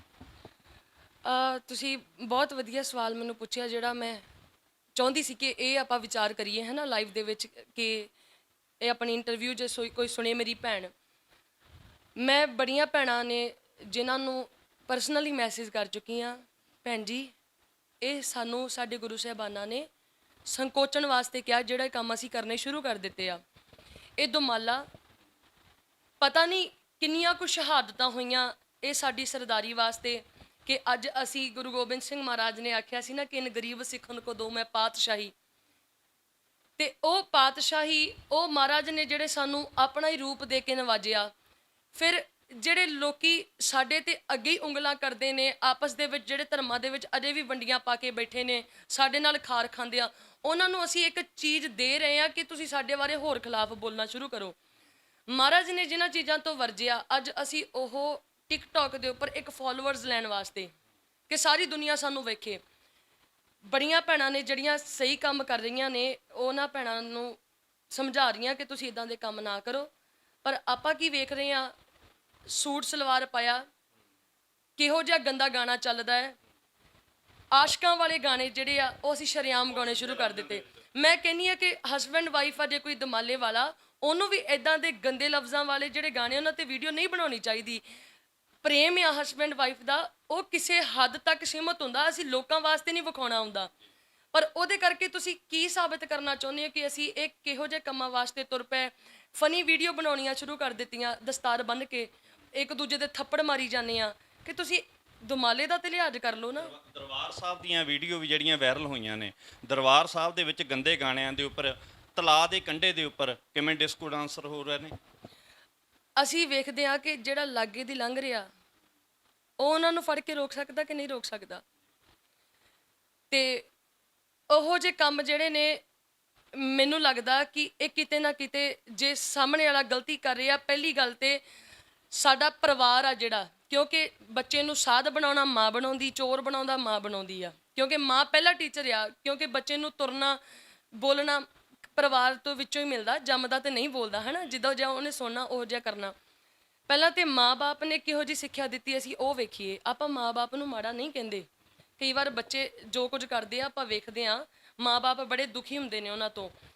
ਪਰ ਗੁਰੂ ਅਸਥਾਨ ਜਿਹੜੇ ਨੇ ਸਾਡੇ, ਧਾਰਮਿਕ ਸਥਾਨ ਲਾ ਲਓ ਜਾਂ ਜਿਹੜੇ ਉੱਥੇ ਪ੍ਰਬੰਧਕ ਨੇ, ਮੈਂ ਉਹਨਾਂ ਨੂੰ ਵੀ ਇਹ ਕਹੂੰਗੀ, ਆਪਾਂ ਪ੍ਰਬੰਧ ਨੂੰ ਮਾੜਾ ਨਹੀਂ ਕਹਿ ਸਕਦੇ, ਪਰ ਕਿਤੇ ਹੱਦ ਤੱਕ ਅਸੀਂ ਇਹੋ ਜਿਹਾ ਸਿਸਟਮ ਬਣਾ ਲਈਏ ਕਿ ਇਹਨਾਂ ਚੀਜ਼ਾਂ ਨੂੰ ਆਪਾਂ ਸਾਹਮਣੇ ਇੱਕ ਬੋਰਡ ਤੇ ਲੈ ਕੇ ਲਾ ਦਈਏ, ਭਾਈ ਤੁਸੀਂ ਆਹ ਗੁਨਾਹ ਕਰਦੇ ਹੋ, ਇੰਨਾ ਜੁਰਮਾਨਾ ਜੇ ਤੁਹਾਨੂੰ, ਆਹ ਗੁਨਾਹ ਕਰਦੇ ਜੋ ਇਹ ਤੁਹਾਨੂੰ ਪੇ ਕਰਨਾ ਪਏਗਾ, ਇਹ ਵਾਲੀ ਸਜ਼ਾ ਮਿਲੇਗੀ। ਕਿਉਂਕਿ ਇਹ ਸਾਡੇ ਸਥਾਨ ਹੈ, ਅਸੀਂ ਇੰਨਾ ਕੁ ਬੋਲਣ ਦਾ ਹੱਕ ਰੱਖ ਸਕਦੇ ਹਾਂ ਤੇ ਉਹਨੂੰ ਸੰਕੋਚਿਆ ਜਾਇਆ ਜਾ ਸਕਦਾ। ਜਿਹੜੀ ਕਿ ਆਪਾਂ ਗੁਰੂ ਤੋਂ ਟੁੱਟ ਗਏ, ਆਪਾਂ ਇਹ ਕਹਿ ਸਕਦੇ ਹਾਂ ਵੀ ਗੁਰੂ ਸਾਡੇ ਤੋਂ ਬਹੁਤ ਦੂਰ ਕਰ ਲਿਆ ਅਸੀਂ ਆਪਣੇ ਆਪ ਤੋਂ ਇਹਨਾਂ ਚੀਜ਼ਾਂ ਕਰਕੇ। ਤੁਸੀਂ ਦੇਖੋ ਵੀ ਜੇ ਆਪਾਂ ਇਕੱਲੇ ਪੰਜਾਬ ਦੀ ਗੱਲ ਕਰੀਏ, ਇੱਕ ਸਮਾਂ ਸੀ ਕਿਹਾ ਜਾਂਦਾ ਸੀ ਪੰਜਾਬ ਵੱਸਦਾ ਗੁਰਾਂ ਦੇ ਨਾਂ ਤੇ, ਪੰਜਾਬ ਗੁਰਾਂ ਦੇ ਨਾਂ ਤੇ ਉੱਪਰ ਵੱਸਦਾ। ਪਰ ਅੱਜ ਪੰਜਾਬ ਦੇ ਉੱਪਰ ਜਿੱਥੇ 4 ਇੱਟਾਂ ਰੱਖ ਕੇ ਚਿੱਟਾ ਜਾਂ ਬੁਰਸ਼ ਮਾਰ ਕੇ ਸ਼ਹੀਦਾਂ ਦੀ ਜਗ੍ਹਾ ਬਣ ਗਈ ਜੀ, ਹਰਾ ਰੰਗ ਕਰਕੇ ਪੀਰਾਂ ਦੀ ਜਗ੍ਹਾ ਬਣ ਗਈ ਜੀ। ਹੈਰਾਨੀ ਹੁੰਦੀ ਹੈ ਵੀ ਵੀਰਵਾਰ ਵਾਲੇ ਦਿਨ ਪੀਰਾਂ ਦੇ ਤੁਰੇ ਫਿਰਦੇ ਆ, ਦਸਵੀਆਂ ਮਨਾਉਂਦੇ ਫਿਰਦੇ ਆ ਸ਼ਹੀਦਾਂ ਦੀ ਜਗ੍ਹਾ ਤੇ। ਆਪਾਂ ਕਹਿੰਦੇ ਆ ਕਿ ਜਦੋਂ ਉਹਨਾਂ ਨੂੰ ਪੁੱਛੀਦਾ ਨਾ ਕਿ ਜੀ ਇੱਥੇ ਸ਼ਹੀਦ ਸਿੰਘ ਦਾ ਇਤਿਹਾਸ ਕੀ ਆ, ਮੈਂ ਤੁਹਾਨੂੰ ਦੱਸ ਦਿੰਦੀ, ਸਾਡੇ ਇੱਥੇ ਲਾਗੇ ਹੀ ਪਿੰਡ ਸੀਗਾ ਬਲ ਨੌ, ਨਕੋਦਰ ਤੋਂ ਲਾਗੇ ਹੀ ਪੈਂਦਾ। ਮੇਰੇ ਪਿਤਾ ਜੀ ਹੁਣੀ ਜਾਂਦੇ ਹੁੰਦੇ ਸੀ, ਜਾਂ ਆਪਾਂ ਪਹਿਲਾਂ ਵਿਚਾਰ ਕਰ ਰਹੇ ਸੀਗੇ, ਜਿੱਥੇ ਮਹਾਰਾਜ ਦੀ ਬੇਅਦਬੀ ਹੁੰਦੀ ਸੀ ਉੱਥੋਂ ਮਹਾਰਾਜ ਦੇ ਸਰੂਪ ਲੈ ਕੇ ਆਉਣਾ। ਉੱਥੇ ਨਾ ਇੱਕ ਬਜ਼ੁਰਗ ਸੀ, ਉਹਨੇ ਕੁੱਤਾ ਰੱਖਿਆ ਸੀਗਾ ਤੇ ਬਜ਼ੁਰਗ ਦੀ ਡੈਥ ਹੋ ਗਈ ਤੇ ਕੁਝ ਸਮੇਂ ਬਾਅਦ ਜਿਹੜਾ ਕੁੱਤਾ ਸੀ ਨਾ ਉਹ ਵੀ ਮਰ ਗਿਆ। ਤੇ ਉਹਨਾਂ ਨੇ ਉੱਥੇ ਕੁੱਤੇ ਦਾ ਬੁੱਤ ਬਣਾਇਆ ਤੇ ਬਜ਼ੁਰਗ ਦਾ ਬਣਾਇਆ ਹੋਇਆ ਸੀ ਤੇ ਲਿਖਿਆ ਸੀ ਗੁਰਦੁਆਰਾ ਸ਼ਹੀਦਾਂ ਸਿੰਘਾਂ ਦਾ। ਜਦੋਂ ਉਹਨਾਂ ਨੂੰ ਪੁੱਛਿਆ ਤੇ ਜੀ ਸਾਡਾ ਬੁੜਾ ਸੀਗਾ, ਕੁੱਤੇ ਨੇ ਉਹਨੂੰ ਵੱਢ ਲਿਆ ਸੀ ਤੇ ਮੁੜ ਕੇ ਕੁੱਤਾ ਜਿਹੜਾ ਹਲਕਿਆ ਹੋਇਆ ਕੁੱਤਾ ਸੀ ਉਹਨੇ ਕੁੱਤੇ ਨੂੰ ਮਰ ਗਿਆ, ਦੋਨਾਂ ਦੀ ਮੌਤ ਹੋ ਗਈ ਤੇ ਲਓ ਜੀ ਸ਼ਹੀਦਾਂ ਸਿੰਘਾਂ ਦੀ ਜਗ੍ਹਾ ਬਣ ਗਈ। ਇਹ ਲੋਕੀ ਬਾਬਾ ਜਿਹੜਾ ਹੈਗਾ ਉਹ ਉੱਪਰੋਂ ਖੂਹੀ ਦੇ ਵਿੱਚ ਗਿਰ ਗਿਆ ਪਿੱਪਲ ਤੋਂ ਤੇ ਉਹ ਸ਼ਹੀਦ ਬਣ ਗਿਆ। ਉਹ ਸ਼ਹੀਦ ਬਣ ਗਿਆ ਕਿ ਕਿਸੇ ਨੇ ਗੱਡੀ ਮੋਰੇ ਖੜ ਕੇ ਜਾ ਕੇ ਸੁਸਾਈਡ ਕਰ ਲਿਆ ਜੀ, ਉਹ ਸ਼ਹੀਦ ਹੋ ਗਿਆ। ਆਪਾਂ ਵੇਖਦੇ ਆ ਕਈ ਬੱਚੇ ਹੁੰਦੇ ਆ ਪੂਰੇ ਹੈਲਥੀ, ਕਈ ਹੁੰਦੇ ਆ ਕਿ ਨਾਰਮਲ ਨਹੀਂ ਹੁੰਦੇ, ਕਿਸੇ ਦਾ ਬ੍ਰੇਨ ਥੋੜਾ ਘੱਟ ਕੰਮ ਕਰਦਾ। ਲੋਕਾਂ ਨੇ ਈਵਨ ਪੈਸੇ ਕਮਾਉਣ ਦੀ ਖਾਤਰ ਉਹਨਾਂ ਬੱਚਿਆਂ ਨੂੰ ਵੀ ਯੂਜ਼ ਕਰਨਾ ਸ਼ੁਰੂ ਕਰ ਲਿਆ ਪੈਸੇ ਦੀ ਖਾਤਰ। ਇਹ ਤੇ ਜੀ ਪੀਰ ਆ, ਇਹ ਤੇ ਬਾਬਾ ਆ, ਜਿਨ੍ਹਾਂ ਨੂੰ ਪਤਾ ਨਹੀਂ ਕਿ ਆਪਾਂ ਆਪਣੇ ਸਰੀਰ ਦੀ ਸੰਭਾਲ ਕਿੱਦਾਂ ਕਰਨੀ ਹੈ, ਅਸੀਂ ਬਸਤਰ ਕਿਹੜਾ ਪਾਉਣਾ ਆ, ਅਸੀਂ ਖਾਣਾ ਪੀਣਾ ਕੀ ਆ, ਅਸੀਂ ਉਹਨਾਂ ਨੂੰ ਯੂਜ਼ ਕਰ ਰਹੇ ਹਾਂ ਅੱਜ ਦੇ ਸਮੇਂ 'ਚ ਇੱਕ ਪੈਸੇ ਕਰਕੇ, ਕਮਾਈ ਕਰਨ ਦੇ ਵਾਸਤੇ ਜ਼ਰੀਆ ਬਣਾ ਲਿਆ। ਮੜੀ ਬਣਾ ਲਓ ਜੀ, ਇਹ ਤੇ ਜੀ ਪੀਰ ਨੇ, ਇਹ ਤਾਂ ਬਾਬੇ ਨੇ, ਪਹੁੰਚੀ ਹੋਈ ਰੂਹ ਨੇ, ਤੇ ਸਾਡੇ ਲੋਕ ਜਿਹੜੇ ਨੇ ਉਹਨਾਂ ਤੇ ਜਾ ਕੇ ਪੈਰਾਂ ਤੇ ਮੱਥੇ ਟੇਕੀ ਜਾਂਦੇ ਆ। ਉਹਨਾਂ ਦੀ ਕਿਹੜੀ ਕਮਾਈ ਆ, ਕਿਹੜੀ ਦੇਣ ਆ, ਕੋਈ ਇਤਿਹਾਸ, ਕੁਝ ਸਾਨੂੰ ਪਤਾ ਤੇ ਲੱਗੇ ਕਿ ਕਿਹੜਾ ਜੋ ਉਹਨਾਂ ਨੇ ਕਰਨੀ ਕਰ ਲਈ ਆ, ਕੋਈ ਕਮਾਈ ਕੀਤੀ ਆ ਜਿਹਦੇ ਕਰਕੇ ਅਸੀਂ ਕਹਿ ਰਹੇ ਹਾਂ ਕਿ ਜੀ ਇਹ ਬਾਬੇ ਨੇ, ਇਹਨਾਂ ਨੂੰ ਪੂਜੋ ਜਾ ਕੇ। ਪਰ ਇੱਦਾਂ ਭੈਣ ਜੀ ਕੱਢੀਆਂ ਵੀ ਜਾਂਦੀਆਂ ਨੇ ਸਾਡੇ ਵਿੱਚ, ਆ ਪਹਾੜਾਂ ਦੇ ਵਿੱਚ ਬੈਠੇ ਨੇ ਵਡਭਾਗ ਸਿੰਘ ਦੇ, ਆਪਾਂ ਇਹ ਨਹੀਂ ਕਹਿੰਦੇ ਵੀ ਆਪਾਂ ਉਹਨਾਂ ਨੂੰ ਕੁਝ ਮਾੜਾ ਕਹਿ ਰਹੇ ਹਾਂ, ਪਰ ਸਾਡੇ ਗੁਰੂ ਸਾਹਿਬ ਜੀ ਨੇ ਮੇਰੀ ਵੀ ਗਲਤ ਨੂੰ ਤੇ ਗਲਤੀ ਕਿਹਾ ਨਾ। ਅਸੀਂ ਮਹਾਰਾਜ ਦੇ ਬਚਨਾਂ ਨੂੰ ਪੜ੍ਹਦੇ ਕਿੱਥੋਂ ਆ? ਵੇਖਿਆ ਜਾਵੇ ਨਾ, ਬਹੁਤੇ ਲੋਕ ਅਜਿਹੇ ਨੇ, ਹੁਣ ਆਪਾਂ ਦਮਾਲੇ ਦੀ ਫੈਸ਼ਨ ਦੀ ਗੱਲ ਕੀਤੀ ਸੀਗੀ, ਅੰਦਰ ਉਹਨਾਂ ਨੂੰ ਵੇਖੀਏ ਤਾਂ ਕੀ ਆ, ਕੰਮ ਤੇ ਦੂਜੇ ਹੀ ਆ ਨਾ। ਐਡੇ ਐਡੇ ਨੌ ਵਧਾਏ ਆ, ਨੇਲ ਪੇਂਟ ਲਾਈ ਆ, ਇੱਕ ਦਮਾਲਾ ਹੀ ਆ ਕਿ ਵਾਲ ਕੇਸ ਆਪਣੇ ਜਿਹੜੇ ਪਿਛਾਂ ਨੂੰ ਨਹੀਂ ਖਿਲਾਰੇ, ਬਾਕੀ ਤੇ ਸਾਰਾ ਕੁਝ ਦੂਜਾ ਹੀ ਕੰਮ ਹੋ ਰਿਹਾ ਨਾ। ਫਟੀਆਂ ਜੀਨਾਂ ਪਾਈਆਂ ਨੇ, ਉੱਚੇ ਟੋਪ ਪਾਇਆ, ਸਰੀਰ ਦੀ ਪ੍ਰਦਰਸ਼ਨੀ ਕਰ ਰਹੀਆਂ। ਜੇ ਕੋਈ ਥੱਲੇ ਗਲਤ ਕਮੈਂਟ ਕਰੇ, ਸਾਡੇ ਲੋਕੀ ਕਹਿਣਗੇ ਜੀ ਤੁਹਾਨੂੰ ਧੀਆਂ ਭੈਣਾਂ ਦੀ ਇੱਜ਼ਤ ਕਰਨ ਦਾ ਨਹੀਂ ਪਤਾ, ਤੁਹਾਨੂੰ ਮਾਵਾਂ ਭੈਣਾਂ ਦੇ ਸਤਿਕਾਰ ਦਾ ਨਹੀਂ ਪਤਾ। ਮੇਰੀ ਵੀਡੀਓ ਸੀਗੀ, ਮੈਂ ਪਹਿਲਾਂ ਵੀ ਬੋਲ ਚੁੱਕੀ ਸੀ ਸਟੇਜ ਦੇ ਉੱਪਰ ਕਿ ਲੋਕੀ ਧੀਆਂ ਜੰਮਣ ਤੋਂ ਕਿਉਂ ਡਰਦੇ ਆ। ਕਿਸੇ ਨੇ ਲਿਖਿਆ ਫਿਰ ਜੰਮਦੀਆਂ ਹੀ ਮਾਰ ਦੋ, ਉਹਨਾਂ ਨੂੰ ਕੋਈ ਆਜ਼ਾਦੀ ਨਹੀਂ। ਇਹ ਕਿਹੋ ਜਿਹੀ ਆਜ਼ਾਦੀ ਆ? ਉਹ ਬਾਪ ਕਿਵੇਂ ਆਪਣੀ ਧੀ ਨੂੰ ਅੱਧ ਨੰਗੀ ਵੇਖਦਾ? ਇਹ ਕਿਹੋ ਜਿਹਾ ਮਾਡਰਨ ਜ਼ਮਾਨਾ ਹੈ ਨਾ। ਕਿ ਹੁਣ ਵੇਖਿਆ ਜਾਵੇ ਕਿ ਸਾਡੇ ਲੋਕ ਜਿਹੜੇ ਆ ਅੱਜ ਇਕੱਲੇ ਇੱਕ ਪਹਿਰਾਵੇ ਨੂੰ ਲੈ ਕੇ ਚੱਲ ਰਹੇ ਆ, ਉਹ ਇਹ ਨਹੀਂ ਵੇਖ ਰਹੇ ਕਿ ਸਾਡੇ ਗੁਰੂ ਸਾਹਿਬਾਨ ਦੇ ਸਾਨੂੰ ਹੁਕਮ ਕੀ ਆ। ਬਾਣੀ ਕਹਿੰਦੀ ਕੀ ਆ, ਉਹਨੂੰ ਪੜ੍ਹ ਕੇ ਵੇਖੋ। ਕਿਸੇ ਤੇ ਆਪਾਂ ਕੀ ਕਹਿੰਦੇ ਆ, ਕੋਈ ਕਿੰਤੂ ਕਰਦੇ ਆ, ਕਿਸੇ ਨੂੰ ਮਾੜਾ ਬੋਲਣ ਲਈ ਜੇ ਤੁਸੀਂ ਕਹਿ ਰਹੇ ਹੋ, ਤੁਸੀਂ ਉਹ ਚੀਜ਼ ਨੂੰ ਵੇਖਿਆ ਕਿ ਇਹ ਪੜ੍ਹ ਕੇ ਵੇਖੀਏ? ਇੱਕ ਬੋਲ ਨੂੰ ਸੁਣ ਕੇ ਤੁਸੀਂ ਸਿੱਧਾ ਕਮੈਂਟ ਚੱਕ ਕੇ ਮਾਰ ਦਿੰਦੇ ਹੋ। ਆਪਾਂ ਦੇਖਿਆ ਆ ਮਹਾਰਾਜ ਦੀ ਬਾਣੀ ਤੇ ਕਿੰਨਾ ਕਿੰਤੂ ਹੋ ਰਿਹਾ, ਦਸਾਂ ਮਹਾਰਾਜ ਜੀਆਂ ਦੀ ਸਰਬਲੋ ਦੀ ਬਾਣੀ ਤੇ। ਉਹਨਾਂ ਨੂੰ ਪੁੱਛੀਏ ਤੂੰ ਪੜ੍ਹਿਆ? ਨਹੀਂ, ਮੈਂ ਤਾਂ ਪੜ੍ਹਿਆ ਨਹੀਂ। ਫਿਰ ਤੁਸੀਂ ਮਾੜੀ ਕਿਵੇਂ ਕਹਿ ਸਕਦੇ ਹੋ? ਹੈ ਨਾ। ਇਹ ਜਿਹੜਾ ਕੁਝ ਚੱਲ ਰਿਹਾ, ਮੈਂ ਪਹਿਲਾਂ ਵੀ ਇਹ ਸੋਚਦੀ ਹੁੰਦੀ ਸਾਂ ਕਿ ਅਸੀਂ ਲੋਕ ਜਿਹੜੇ ਆ ਅੱਜ ਦੇ ਟਾਈਮ ਦੇ ਵਿੱਚ ਇੰਨਾ ਕੁ ਜ਼ਿਆਦਾ ਗੁਰੂ ਨੂੰ ਭੁਲਾ ਬੈਠੇ ਆ ਕਿ ਸਾਨੂੰ ਅੱਜ ਦੇ ਸਮੇਂ ਦੇ ਵਿੱਚ ਮਰਦੇ ਟਾਈਮ ਵੀ ਗੁਰੂ ਨਹੀਂ ਯਾਦ ਆ ਰਿਹਾ। ਤੁਸੀਂ ਥੋੜਾ ਟਾਈਮ ਪਿੱਛੇ ਭੈਣ ਜੀ ਚਲੇ ਜਾਓ। ਧੀਆਂ ਤੇ ਪੁੱਤ ਆਪਾਂ ਦੋਨਾਂ ਦੀ ਗੱਲ ਕਰਾਂਗੇ। ਮਾਤਾ ਪਿਤਾ ਦੇ ਹੁਕਮ ਦੇ ਵਿੱਚ ਚੱਲਦੇ ਹੁੰਦੇ ਸੀਗੇ, ਪਰ ਅੱਜ ਮਾਤਾ ਪਿਤਾ ਤੋਂ ਹਟ ਕੇ ਵਿਆਹ ਕਰਾਉਣ ਦਾ ਰਿਵਾਜ ਰੁਝਾਨ ਵੱਧਦਾ ਨਹੀਂ ਜਾ ਰਿਹਾ। ਲਵ ਮੈਰਿਜ ਕਹਿ ਦਿੰਦੇ ਨੇ ਜਿਹਨੂੰ। ਅੱਜ ਉਹੀ ਮਾਹੌਲ ਜਿਹੜਾ ਸਾਨੂੰ ਸਾਡੇ ਸਾਹਮਣੇ ਆ ਰਿਹਾ ਆ ਕਿ ਮਾਤਾ ਪਿਤਾ ਦੇ ਉਲਟ ਅਸੀਂ ਜਿਹੜੇ ਆਨੰਦ ਕਾਰਜ ਵਿਆਹ ਕਾਰਜ ਕਰ ਰਹੇ ਆ, ਆਉਣ ਵਾਲੀ ਜਨਰੇਸ਼ਨ ਨੂੰ ਕੀ ਸਿੱਖਿਆ ਮਿਲ ਰਹੀ ਆ? YouTube ਦੇ ਉੱਪਰ ਵੀਡੀਓ ਪੈ ਰਹੀ ਆ, ਘਰੋਂ ਕਿਸੇ ਦੀ ਭੈਣ ਨੂੰ, ਕਿਸੇ ਦੀ ਧੀ ਨੂੰ ਕੋਈ ਕੱਢ ਕੇ ਲੈ ਕੇ ਜਾ ਰਿਹਾ, ਜਾ ਕੇ ਤੁਸੀਂ ਆਪਣੇ ਘਰ ਵਸਾਉਣੀ ਆ, ਜਾਂ ਤੁਹਾਡੇ ਘਰ ਧੀ ਆਊਗੀ, ਉਹ ਇਦਾਂ ਦੇ ਕੰਮ ਕਰੂਗੀ ਤੇ ਤੁਹਾਡੇ ਤੇ ਕੀ ਬੀਤੇਗਾ? ਕਿਸੇ ਦੀ ਧੀ ਨੂੰ ਘਰੋਂ ਕੱਢ ਕੇ ਲੈ ਕੇ ਜਾਣਾ ਜਾਂ ਉਹਦੇ ਮਾਪਿਆਂ ਨੂੰ ਤੰਗ ਪਰੇਸ਼ਾਨ ਕਰਨਾ ਕਿ ਸਾਡੀਆਂ ਧੀਆਂ ਜਿਹੜੀ ਆਹ ਕੁਝ ਕਰਦੀਆਂ ਨੇ, ਉਹ ਮਾਂ-ਬਾਪ ਨੂੰ ਪਤਾ ਲੱਗਦਾ ਤੇ ਉਹਨਾਂ ਦੇ ਦਿਲ ਤੇ ਕੀ ਬੀਤਦੀ ਆ, ਤੇ ਸਾਡੇ ਸਮਾਜ ਨੂੰ ਅਸੀਂ ਕੀ ਸਿੱਖਿਆ ਦੇ ਰਹੇ ਹਾਂ। ਤੇ ਹੁਣ ਵੇਖਿਆ ਜਾਵੇ ਤੇ ਜਿਹੜੇ ਅੱਜ ਦੇ ਲੋਕ ਨੇ ਇਸ ਚੀਜ਼ ਨੂੰ ਪ੍ਰਮੋਟ ਕਰ ਰਹੇ ਆ ਕਿ ਜੀ ਜੇ ਮੁੰਡਾ ਆਪਣੇ ਘਰਦਿਆਂ ਨੂੰ ਕਹਿ ਸਕਦਾ ਕਿ ਮੈਂ ਆਪਣੀ ਪਸੰਦ ਦੀ ਕੁੜੀ ਨਾਲ ਮੈਰਿਜ ਕਰਨੀ ਆ, ਤੇ ਫਿਰ ਇੱਕ ਕੁੜੀ ਕਿਉਂ ਨਹੀਂ ਕਹਿ ਸਕਦੀ? ਜੇ ਤੁਸੀਂ ਕਿਸੇ ਦੀ ਧੀ ਭੈਣ ਨੂੰ ਆਪਣੇ ਘਰ ਲੈ ਕੇ ਆਉਣਾ ਚਾਹੁੰਦੇ ਹੋ ਉਹਨਾਂ ਦੇ ਘਰਦਿਆਂ ਦੀ ਬਿਨਾਂ ਪਰਮਿਸ਼ਨ ਤੋਂ, ਤੇ ਜੇ ਤੁਹਾਡੀ ਭੈਣ ਇਹੋ ਜਿਹੀਆਂ ਗੱਲਾਂ ਕਰਦੀ, ਫਿਰ ਸਾਨੂੰ ਦੁੱਖ ਲੱਗਦਾ ਕਿ ਜਦੋਂ ਉਹ ਕਹਿੰਦੀ ਹੈ ਕਿ ਮੈਂ ਕਿਸੇ ਦੇ ਘਰ ਜਾਣਾ, ਮਾਂ-ਬਾਪ ਜੇ ਨਹੀਂ ਸਹਿਮਤ ਕਰਦੇ, ਤੇ ਫਿਰ ਆਪਣੇ ਸਾਹਮਣੇ ਆ ਕਿ ਅੱਜ ਦੇ ਸਮੇਂ ਦੇ ਵਿੱਚ ਆਨੰਦ ਕਾਰਜ ਹੁੰਦੇ ਆ, ਵਿਆਹ ਨੂੰ ਕਿੰਨਾ ਕੁ ਟਾਈਮ ਹੋਇਆ ਹੁੰਦਾ, ਅਸੀਂ ਮਰਿਆਦਾ ਨੂੰ ਤੇ ਫੋਲੋ ਨਹੀਂ ਕਰਦੇ। ਬਸ ਸਾਨੂੰ ਇਦਾਂ ਆ ਕਿ ਰਿਵਾਜ ਜਿਹਾ ਹੋ ਜਾਵੇ, ਆਨੰਦ ਕਾਰਜ ਹੋਇਆ, ਸਾਨੂੰ ਘਰੇ ਕੁੜੀ ਚਾਹੀਦੀ ਆ ਜੀ, ਲਵ ਮੈਰਿਜ ਹੋ ਗਈ, ਫੋਟੋਆਂ ਪਾ ਦਿਓ। ਫਿਰ 3 ਮਹੀਨੇ ਹੋਰ ਬੀਤਦੇ ਆ, 15 ਦਿਨ ਨਹੀਂ ਲੰਘਦੇ, ਅਗਲਾ ਦਿਨ ਹੁੰਦਾ ਤੇ ਡਿਵੋਰਸ ਦੇ ਕਾਗਜ਼ ਵੀ ਤਿਆਰ ਹੋਣ ਲੱਗ ਜਾਂਦੇ ਆ। ਇਹ ਵਿਗਾੜ ਦਾ ਕਾਰਨ ਭੈਣ ਜੀ ਕਿਸੇ ਹੱਦ ਤੱਕ ਫਿਲਮਾਂ ਵੀ ਬਣੀਆਂ ਲੱਗਦੀਆਂ ਨੇ ਤੁਹਾਨੂੰ।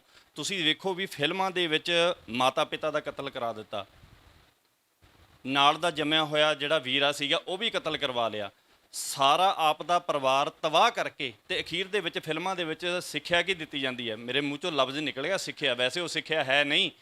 ਇਹ ਦਿਖਾਇਆ ਜਾਂਦਾ ਹੈ ਵੀ ਲਓ ਜੀ ਮੇਰੇ ਸੱਚੇ ਪਿਆਰ ਦੀ ਜਿੱਤ ਹੋਈ ਹੈ, ਮੇਰੇ ਪਹਿਲੇ ਪਿਆਰ ਦੀ ਜਿੱਤ ਹੋਈ ਹੈ। ਜਦ ਕਿ ਤੁਸੀਂ ਗੁਰਮਤਿ ਪੜ੍ਹਦੇ ਹੋ, ਗੁਰਬਾਣੀ ਤਾਂ ਇਹ ਕਹਿੰਦੀ ਹੈ ਵੀ ਪਹਿਲੇ ਪਿਆਰ ਲਗਾ ਥਨ ਦੁੱਧ। ਬਿਲਕੁਲ ਉਹੀ ਤੇ ਗੱਲ ਆ ਕਿ ਕੋਈ ਆਪਣੀ ਮਾਂ ਦਾ ਕਤਲ ਕਰਕੇ ਕਹਿ ਰਿਹਾ ਕਿ ਇਹ ਜੀ ਸਾਡੇ ਪਿਆਰ ਦੇ ਖਿਲਾਫ ਸੀ ਤੇ ਅਸੀਂ ਇਹਨਾਂ ਨੂੰ ਮਾਰ ਦਿੱਤਾ। ਜਿਹੜੀਆਂ ਸਾਡੀਆਂ ਧਾਰਮਿਕ ਫਿਲਮਾਂ ਬਣਦੀਆਂ ਨੇ, ਫਿਲਮਾਂ ਦੀ ਗੱਲ ਹੋਈ ਕਿ ਅੱਜ ਕੱਲ੍ਹ ਫਿਲਮਾਂ ਦੀ ਵੀ ਜਿਹੜੀ ਦੇਣ ਆ, ਉਹਦੇ ਕਰਕੇ ਜਨਰੇਸ਼ਨ ਜਿਹੜੀ ਇਸ ਕੰਮ ਜਾ ਰਹੀ ਆ, ਉਹ ਵੀ ਉਹਨਾਂ ਤੋਂ ਪੁੱਛੀਏ ਭਾਈ ਤੁਸੀਂ ਕਿਉਂ ਬਣਾ ਰਹੇ ਆ ਜੀ? ਲੋਕੀ ਉੱਦਾਂ ਦਾ ਮੰਗ ਰਹੇ ਆ।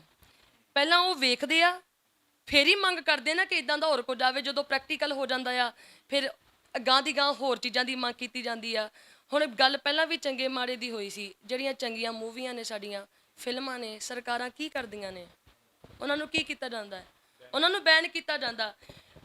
ਪ੍ਰੇਮ ਦੀ ਗੱਲ ਕਰੀਏ, ਹਸਬੈਂਡ ਵਾਈਫ ਦੀ ਗੱਲ ਕਰੀਏ, ਜਿਹੜੀਆਂ ਫਿਲਮਾਂ 'ਚ ਪਿਆਰ ਵਿਖਾਇਆ ਜਾਂਦਾ, ਜਿਹੜੇ ਸਾਡੇ ਕੌਮ ਦੇ ਜੁਝਾਰੂ ਸਿੰਘ ਨੇ, ਉਹਨਾਂ ਦੇ ਵੀ ਆਨੰਦ ਕਾਰਜ ਹੋਏ ਸੀ, ਪਰਿਵਾਰ ਉਹਨਾਂ ਦੇ ਵੀ ਸੀ।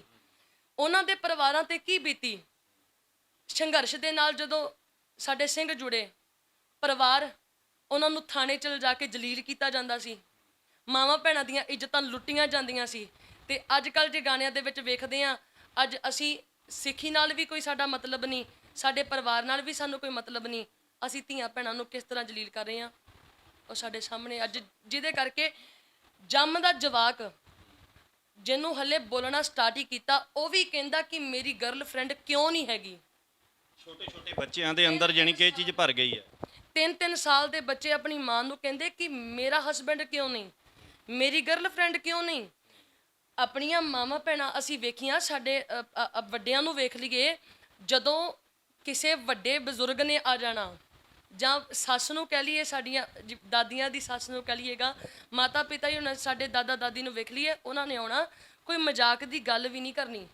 ਇੰਨੇ 100 ਪੜ੍ਹਦੇ ਹੁੰਦੇ ਸੀ ਆਪਣੇ ਪਰਿਵਾਰ ਦੇ, ਪਰ ਅੱਜ ਦੇ ਸਮੇਂ ਦੇ ਵਿੱਚ ਜੰਮਦੇ ਨਿਆਣਿਆਂ ਨੂੰ ਹਰ ਇੱਕ ਤਰ੍ਹਾਂ ਦੀ ਚੀਜ਼ ਦਾ ਪਤਾ, ਜੋ ਕਿ ਉਹਨਾਂ ਤੇ ਕਿੱਦਾਂ ਦਾ ਪ੍ਰਭਾਵ ਪਾਉਂਦੀ ਅਸੀਂ ਚੰਗੀ ਤਰ੍ਹਾਂ ਜਾਣਦੇ। ਅੱਜ 14-14 ਸਾਲ ਦੀਆਂ ਕੁੜੀਆਂ ਘਰ ਤੋਂ ਬਾਹਰ ਪੈਰ ਰੱਖਣ ਲਈ ਕਿਵੇਂ ਮਜਬੂਰ ਕੀਤੀਆਂ ਗਈਆਂ। ਜੋ ਟੀਵੀਆਂ 'ਚ ਵੇਖਦੀਆਂ ਉਹ ਕੀਤਾ ਗਿਆ ਨਾ, ਉਹ 'ਤੇ ਤਾਂ ਫਿਲਮਾਂ 'ਚ ਰੋਲ ਕਰ ਦਿੱਤਾ ਜੀ ਕੋਈ ਨੁਕਸਾਨ ਨਹੀਂ ਹੁੰਦਾ। ਮਾਂ-ਬਾਪ ਪਿੱਛੋਂ ਫਾਹਾ ਲੈ ਕੇ ਮਰ ਰਹੇ ਆ, ਭਰਾ ਜ਼ਹਿਰ ਪੀ ਕੇ ਮਰ ਰਿਹਾ ਕਿ ਮੇਰੀ ਭੈਣ ਨੇ ਕਦਮ ਚੁੱਕ ਲਿਆ, ਮੈਂ ਸਮਾਜ ਨੂੰ ਕੀ ਮੂੰਹ ਵਿਖਾਉਣਾ। ਫਿਲਮਾਂ ਵਾਲਿਆਂ ਨੇ ਤੇ ਉਹਨਾਂ ਚਿਰ ਪਰਿਵਾਰ ਤੇ ਉਹਨਾਂ ਦੇ ਵੀ ਹੈਗੇ ਨਾ, ਉਹਨਾਂ ਨੇ ਤਾਂ ਉਹਨਾਂ ਚਿਰ ਐਕਟ ਕੀਤਾ, ਦੇਖਣ ਵਾਲਿਆਂ ਨੇ ਉਹਨੂੰ ਪ੍ਰੈਕਟੀਕਲ ਕਰਕੇ ਵੇਖਣਾ। ਤੁਸੀਂ ਭੈਣ ਜੀ ਫੋਰਨ ਵੀ ਜਾ ਕੇ ਆਏ ਹੋ। ਫੋਰਨ ਦੇ ਵਿੱਚ ਜੇ ਆਪਾਂ ਲੜਕੀਆਂ ਦੀ ਗੱਲ ਕਰੀਏ, ਜਿਹੜੀਆਂ ਲੜਕੀਆਂ ਇੱਥੋਂ ਫੋਰਨ ਦੇ ਵਿੱਚ ਪੜ੍ਹਾਈ ਕਰਨ ਦੇ ਲਈ ਜਾਂਦੀਆਂ ਨੇ, ਉਹਨਾਂ ਦੇ ਨਾਲ ਤੁਸੀਂ ਮਿਲੇ ਵੀ ਹੋਵੋਗੇ, ਗੱਲਬਾਤ ਵੀ ਕੀਤੀ ਤੁਸੀਂ ਉਹਨਾਂ ਦੇ ਨਾਲ, ਵੀ ਕਿਵੇਂ ਲੱਗਦਾ ਹੈ ਤੁਹਾਨੂੰ ਵੀ ਉਹਨਾਂ ਦੀ ਇੱਜ਼ਤ ਉੱਥੇ ਸੇਫ ਹੈ? ਵੀਰ ਜੀ, ਜੇ ਵੇਖਿਆ ਜਾਵੇ ਨਾ, ਭੈਣਾਂ ਇੱਥੋਂ ਇੰਡੀਆ ਤੋਂ ਜਾਂਦੀਆਂ ਨੇ ਜਿਹੜੀਆਂ, ਤੇ ਹੁਣ ਮਾਂ-ਬਾਪ ਨੇ ਇੱਥੋਂ ਚੰਗੀ ਤਰ੍ਹਾਂ ਸਿੱਖਿਆ ਦਿੱਤੀ ਹੈ। ਮਾਂ-ਬਾਪ ਨੂੰ ਤਾਂ ਚਲੋ ਕੀ ਕਹੀਏ, ਸਿੱਖਿਆ ਤਾਂ ਹਰ ਕੋਈ ਮਾਂ-ਬਾਪ ਦਿੰਦਾ, ਪਰ ਮੈਂ ਜਿਹੜੀ ਪਹਿਲਾਂ ਵੀ ਕੀਤੀ ਸੀ ਗੱਲ, ਕਿ ਉਹ ਮਜਬੂਰ ਦੇਖ ਕਿੱਦਾਂ ਰਹੇ ਆਪਣੇ ਬੱਚਿਆਂ ਨੂੰ ਕਿ ਜਿਹੋ ਜਿਹੇ ਕੰਮ ਕਰਦੀਆਂ ਆ, ਜਾਂ ਆਪ ਬਾਪ ਨੂੰ ਵੀ ਵੇਖੀਦਾ ਆ ਕਿ ਧੀ ਦੇ ਕੱਪੜਿਆਂ ਨੂੰ ਵੇਖੀਦਾ ਆ, ਜਾਂ ਉਹ ਕਿਹੋ ਜਿਹੇ ਗਾਣੇ ਤੇ ਨੱਚ ਰਹੀ ਤੇ ਬਾਪ ਨਾਲ ਨੱਚਦਾ ਅੱਜ ਦੇ ਟਾਈਮ ਦੇ ਵਿੱਚ। ਪਰ ਜਿਹੜੀਆਂ ਬਾਹਰਲੀਆਂ ਸਟੂਡੈਂਟ ਭੈਣਾਂ ਦੀ ਜੇ ਮੈਂ ਗੱਲ ਕਰਾਂ, ਜਿਹੜੀਆਂ ਤੇ ਪਰਿਵਾਰਕ ਨੇ, ਜਿਨ੍ਹਾਂ ਨੂੰ ਪਤਾ ਆਪਣੇ ਸਮਾਜ ਦੇ ਬਾਰੇ, ਉਹਨਾਂ ਨੇ ਬਾਹਰ ਜਾ ਕੇ ਵੀ ਆਪਣੇ ਆਪ ਨੂੰ ਉਸ ਤਰੀਕੇ ਦੇ ਨਾਲ ਢਾਲਿਆ। ਬੜੀਆਂ ਮੁਸ਼ਕਿਲਾਂ ਆਈਆਂ, ਪਰ ਉਹਨਾਂ ਨੇ ਆਪਣੇ ਵਿਰਸੇ ਨੂੰ, ਆਪਣੇ ਸੱਭਿਆਚਾਰ ਨੂੰ ਉਸੇ ਤਰ੍ਹਾਂ ਬਰਕਰਾਰ ਰੱਖਿਆ। ਤੇ ਜਿਹੜੀਆਂ ਨੂੰ ਇੱਥੇ ਟੋਕਾ ਟਕਾਈ ਹੁੰਦੀ ਸੀ, ਵੇਖੀਆਂ ਨੇ ਬੜੀਆਂ ਭੈਣਾਂ ਇੱਥੇ ਕੁਝ ਹੋਰ। ਸਾਡੇ ਸਿਰ ਤੇ ਦਸਤਾਰ ਵੀ, ਚੁੰਨੀ ਨਾਲ ਸਿਰ ਵੀ ਢਕਣਾ। ਸਭ ਤੋਂ ਪਹਿਲਾਂ ਬਾਹਰ ਜਾ ਕੇ ਸਾਡੀਆਂ ਚੁੰਨੀਆਂ, ਸਾਡੀਆਂ ਦਸਤਾਰਾਂ ਹੀ ਕਿਉਂ ਨਿਕਲਦੀਆਂ ਨੇ? ਸਭ ਤੋਂ ਪਹਿਲਾਂ ਜਾ ਕੇ ਸਾਡਾ ਪਹਿਰਾਵਾ ਕਿਉਂ ਚੇਂਜ ਹੁੰਦਾ? ਬਾਹਰਲਾ ਦੇਸ਼ ਇਹ ਤਾਂ ਕਹਿੰਦਾ ਨਹੀਂ ਆਪਣਾ ਪਹਿਰਾਵਾ ਚੇਂਜ ਕਰੋ, ਕਿ ਇੱਥੇ ਤੁਸੀਂ ਰਹਿ ਨਹੀਂ ਸਕਦੇ। ਮੰਨਿਆ ਕਿ ਸਾਡੀਆਂ ਜੌਬਸ ਨੇ, ਉੱਥੇ ਸਾਨੂੰ ਉਵੇਂ ਦਾ ਪਹਿਰਾਵਾ ਪਾਉਣਾ ਪੈਂਦਾ, ਤੇ ਜਿਹੜਾ ਬਾਕੀ ਟਾਈਮ ਦਾ ਪਹਿਰਾਵਾ ਸਾਡਾ, ਈਵਨ ਇੱਥੋਂ ਤੱਕ ਕਈ ਜਿਹੜੇ ਆਪਾਂ ਕਹਿ ਸਕਦੇ ਹਾਂ ਖਾਨਦਾਨੀ ਗੋਰੇ ਆ, ਉਹ ਵੀ ਉੱਦਾਂ ਦੇ ਕੱਪੜੇ ਨਹੀਂ ਪਾਉਂਦੇ ਜਿੱਦਾਂ ਦੇ ਅੱਜ ਮੇਰੀਆਂ ਭੈਣਾਂ ਨੇ ਇੱਥੋਂ ਇੰਡੀਆ ਤੋਂ ਜਾ ਕੇ ਬਾਹਰ ਪਾਉਣੇ ਸ਼ੁਰੂ ਕਰ ਦਿੱਤੇ। ਜਾਣੀ ਕਿ ਇਹ ਸਿਸਟਮ ਜਿਹੜਾ ਉੱਥੇ ਵੀ ਬਣ ਗਿਆ। ਇੱਕ ਭੈਣ ਜੀ, ਜਿਹੜੀ ਮੇਨ ਆਪਾਂ ਗੱਲ ਕਰਨੀ ਹੈ, ਤੁਹਾਡੀ ਤੇ ਮੇਰੀ ਵਿਚਾਰਧਾਰਾ ਦੇ ਵਿੱਚ ਵੀ ਫਰਕ ਹੋਏਗਾ, ਪਰ ਤੁਸੀਂ ਮੈਨੂੰ ਵੀਰ ਜੀ ਕਹਿੰਦੇ ਹੋ, ਮੈਂ ਤੁਹਾਨੂੰ ਭੈਣ ਕਹਿੰਦਾ। ਇਹ ਲਫ਼ਜ਼ ਮੂੰਹ ਦੇ ਵਿੱਚੋਂ ਨਿਕਲਦੇ ਨੇ ਤਾਂ ਇੱਕ, ਖੈਰ ਆਪਾਂ ਚਾਹੇ ਇੰਝ ਵੀ ਕਹਿ ਸਕਦੇ ਹਾਂ ਵੀ ਇੱਕੋ ਕੁੱਖ ਦੇ ਵਿੱਚੋਂ ਜਨਮ ਨਹੀਂ ਲਿਆ ਹੁੰਦਾ ਇਨਸਾਨ ਨੇ, ਪਰ ਜਿਹਨੂੰ ਭੈਣ ਕਹਿ ਦਿੱਤਾ, ਜਿਹਨੂੰ ਵੀਰ ਕਹਿ ਦਿੱਤਾ, ਉਹ ਭਰਾ ਅਸਲ ਦੇ ਵਿੱਚ ਸਮਝ ਲੈਣਾ ਚਾਹੀਦਾ ਹੈ ਨਾ। ਵਿਚਾਰਕ ਧਾਰਕ ਮਤਭੇਦ ਹੋਣ ਦੇ ਬਾਵਜੂਦ ਵੀ ਲੋਕ ਫੇਸਬੁੱਕ ਦੇ ਉੱਪਰ ਕਮੈਂਟ ਕਰਦੇ ਨਜ਼ਰੀ ਪੈਂਦੇ ਨੇ, ਤੇ ਅਗਲੇ ਦਾ ਪਰਿਵਾਰਕ ਪਿਛੋਕੜ ਜਿਹੜਾ ਹੈਗਾ ਉਹ ਵੀ ਲਿਆ ਕੇ ਸਾਹਮਣੇ ਰੱਖ ਦਿੰਦੇ ਨੇ। ਇਹ ਕਿਉਂ ਇੱਕ ਦੂਜੇ ਨਾਲ ਇੰਨੀ ਨਫ਼ਰਤ ਕਿਉਂ ਕੀਤੀ ਜਾ ਰਹੀ ਹੈ?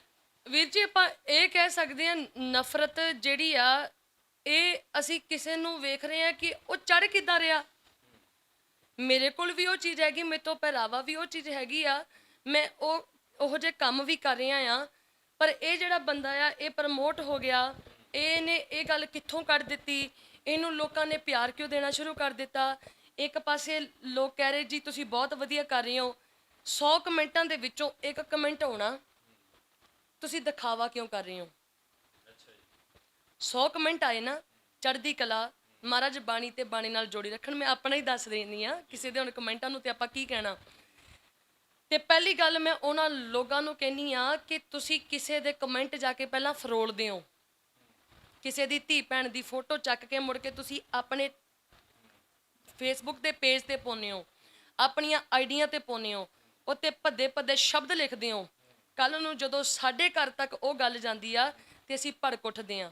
ਐਡੀਟਿੰਗ ਵਾਲਾ ਸਿਸਟਮ ਜਿਹੜਾ ਚੱਲ ਪਿਆ, ਫੋਟੋ ਐਡਿਟ ਕਰਕੇ ਹੈ ਨਾ ਪੇਸ਼ ਕਰਨੀ, ਸਿਰ ਪਾੜਨ ਵਾਲੀ ਗੱਲ ਹੋ ਜਾਂਦੀ ਹੈ ਨਾ। ਤੇ ਫਿਰ ਜੀ ਪਰਿਵਾਰਕ ਤੇ ਗੱਲ ਕੀ ਹੁੰਦੀ ਆ, ਆਪਣੇ ਵੀ ਬੜਾ ਕੁਝ ਆਇਆ ਸੀ ਜੀ। ਇਹ ਤੇ ਘਰ ਕੀ ਕਹਿੰਦੇ ਆ, ਲੋਕ ਆਉਂਦੇ ਆ, ਇਹ ਗੱਦੀ ਲਾਉਂਦੇ ਆ, ਇਹ ਜੀ ਦਿਖਾਵਾ ਕਰਦੇ ਆ, ਇਹਨਾਂ ਨੇ ਬਾਣੇ ਇੱਥੇ ਸਟੇਜਾਂ ਤੇ ਪਾਏ ਹੋਏ ਨੇ, ਇਹਨਾਂ ਦਾ ਤਾਂ ਖਾਨਦਾਨ ਜਿਹੜਾ ਉਹ ਤੇ ਇਦਾਂ ਚੱਲ ਰਿਹਾ, ਉਦਾਂ ਚੱਲ ਰਿਹਾ। ਈਵਨ ਕਿ ਉਹ ਸਾਨੂੰ ਤਾਂ ਪਤਾ ਨਹੀਂ ਹੁੰਦਾ ਕਿ ਸਾਡੇ ਘਰ 'ਚ ਆ ਕੁਝ ਚੱਲ ਰਿਹਾ, ਤੁਹਾਨੂੰ ਕਿਵੇਂ ਪਤਾ ਲੱਗ ਜਾਂਦਾ ਆ? ਸਾਨੂੰ ਤੇ ਪਤਾ ਨਹੀਂ ਉਹ ਕੀ ਹੋ ਰਿਹਾ ਆ ਸਾਡੇ ਘਰ ਦੇ ਵਿੱਚ, ਤੇ ਤੁਹਾਨੂੰ ਕਿੱਥੋਂ ਪਤਾ ਲੱਗ ਜਾਂਦਾ? ਅਸੀਂ ਤੇ ਉਹ ਚੀਜ਼ਾਂ ਆਪਣੇ ਘਰ 'ਚ ਕਦੇ ਵੇਖੀਆਂ ਹੀ ਨਹੀਂ, ਜਿਹੜੀਆਂ ਤੁਸੀਂ ਕਹਿ ਦਿੰਦੇ ਹੋ ਜੀ ਇਹਨਾਂ ਦੇ ਕੋਲ ਤੇ ਜੀ ਫਲਾਣੀ ਚੀਜ਼ ਹੈ, ਇਹ ਤੇ ਆਹ ਕਰਦੇ ਆ। ਮੈਂ ਕਹਿੰਦੀ ਹਾਂ ਕਿ ਤੁਸੀਂ ਕਿਹੜੇ ਬੰਦੇ ਆ ਜਿਹੜਾ ਕਿਸੇ ਦਾ ਕੁਝ ਵੇਖਿਆ ਹੀ ਨਹੀਂ ਉਹਨੂੰ ਪੇਸ਼ ਕਰ ਰਹੇ ਹੋ, ਹੈ ਨਾ। ਤੇ ਦੂਜੀ ਗੱਲ ਫੋਟੋ ਐਡਿਟ ਦੀ ਕਰਦੇ ਆ ਆਪਾਂ। ਅੱਜ ਕੱਲ ਦੀ ਲੋਕ ਜਿਹੜੇ ਨੇ, ਦੁਨੀਆ ਨੇ, ਜਿਨ੍ਹਾਂ ਨੂੰ ਤੁਸੀਂ ਵਿਖਾਉਣਾ ਚਾਹੁੰਦੇ ਹੋ ਕਿਸੇ ਦੀ ਫੋਟੋ ਐਡਿਟ ਕਰਕੇ, ਉਹ ਲੋਕ ਪਾਗਲ ਨਹੀਂ ਹੈਗੇ। ਲੋਕੀ ਜੇ ਮਾੜਾ ਵੇਖਦੇ ਤੇ ਚੰਗਾ ਵੇਖਣ ਵਾਲੇ ਵੀ ਬੜੇ ਨੇ, ਉਹ ਚੰਗੀ ਤਰ੍ਹਾਂ ਜਾਣਦੇ ਆ।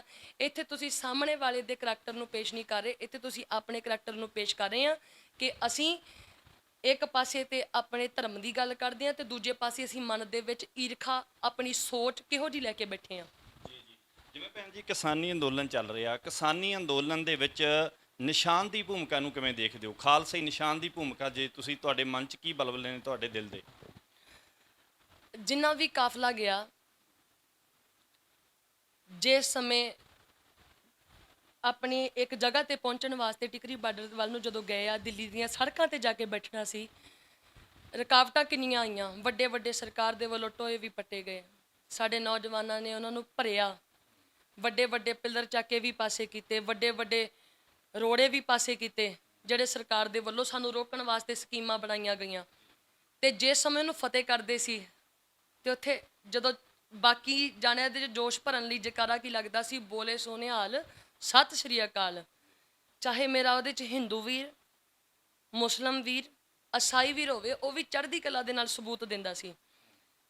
ਗੱਲ ਕਰੀਏ ਕੇਸਰੀ ਨਿਸ਼ਾਨ ਸਾਹਿਬ ਦੀ, ਇਸ ਸੰਘਰਸ਼ ਦੇ ਵਿੱਚ ਕੇਸਰੀ ਨਿਸ਼ਾਨ ਸਾਹਿਬ ਝੁੱਲੇ, ਲਾਲ ਕਿਲੇ ਦੇ ਉੱਪਰ ਵੀ ਕੇਸਰੀ ਨਿਸ਼ਾਨ ਸਾਹਿਬ ਝੁੱਲਿਆ।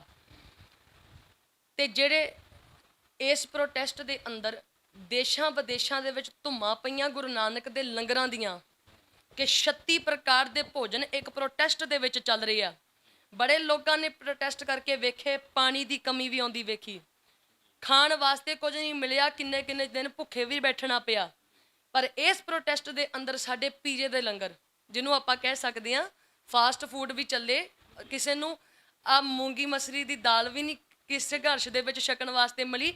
ਤੇ ਸਾਡੇ ਵਾਲਿਆਂ ਨੇ ਕਹਿ ਸਕਦੇ ਆ ਕਿ ਉਹ ਗੁਰੂ ਨਾਨਕ ਦਾ 20 ਰੁਪਈਆਂ ਦਾ ਚਲਾਇਆ ਲੰਗਰ, ਜਿਹਨੇ ਸਾਰੀ ਦੁਨੀਆ ਸਰਕਾਰ ਨੂੰ ਹਿਲਾ ਕੇ ਰੱਖ ਦਿੱਤਾ ਕਿ ਇਹ ਪ੍ਰਸ਼ਾਦੇ ਪਾਣੀ ਕਿੱਥੋਂ ਤਿਆਰ ਹੋ ਰਹੇ ਆ।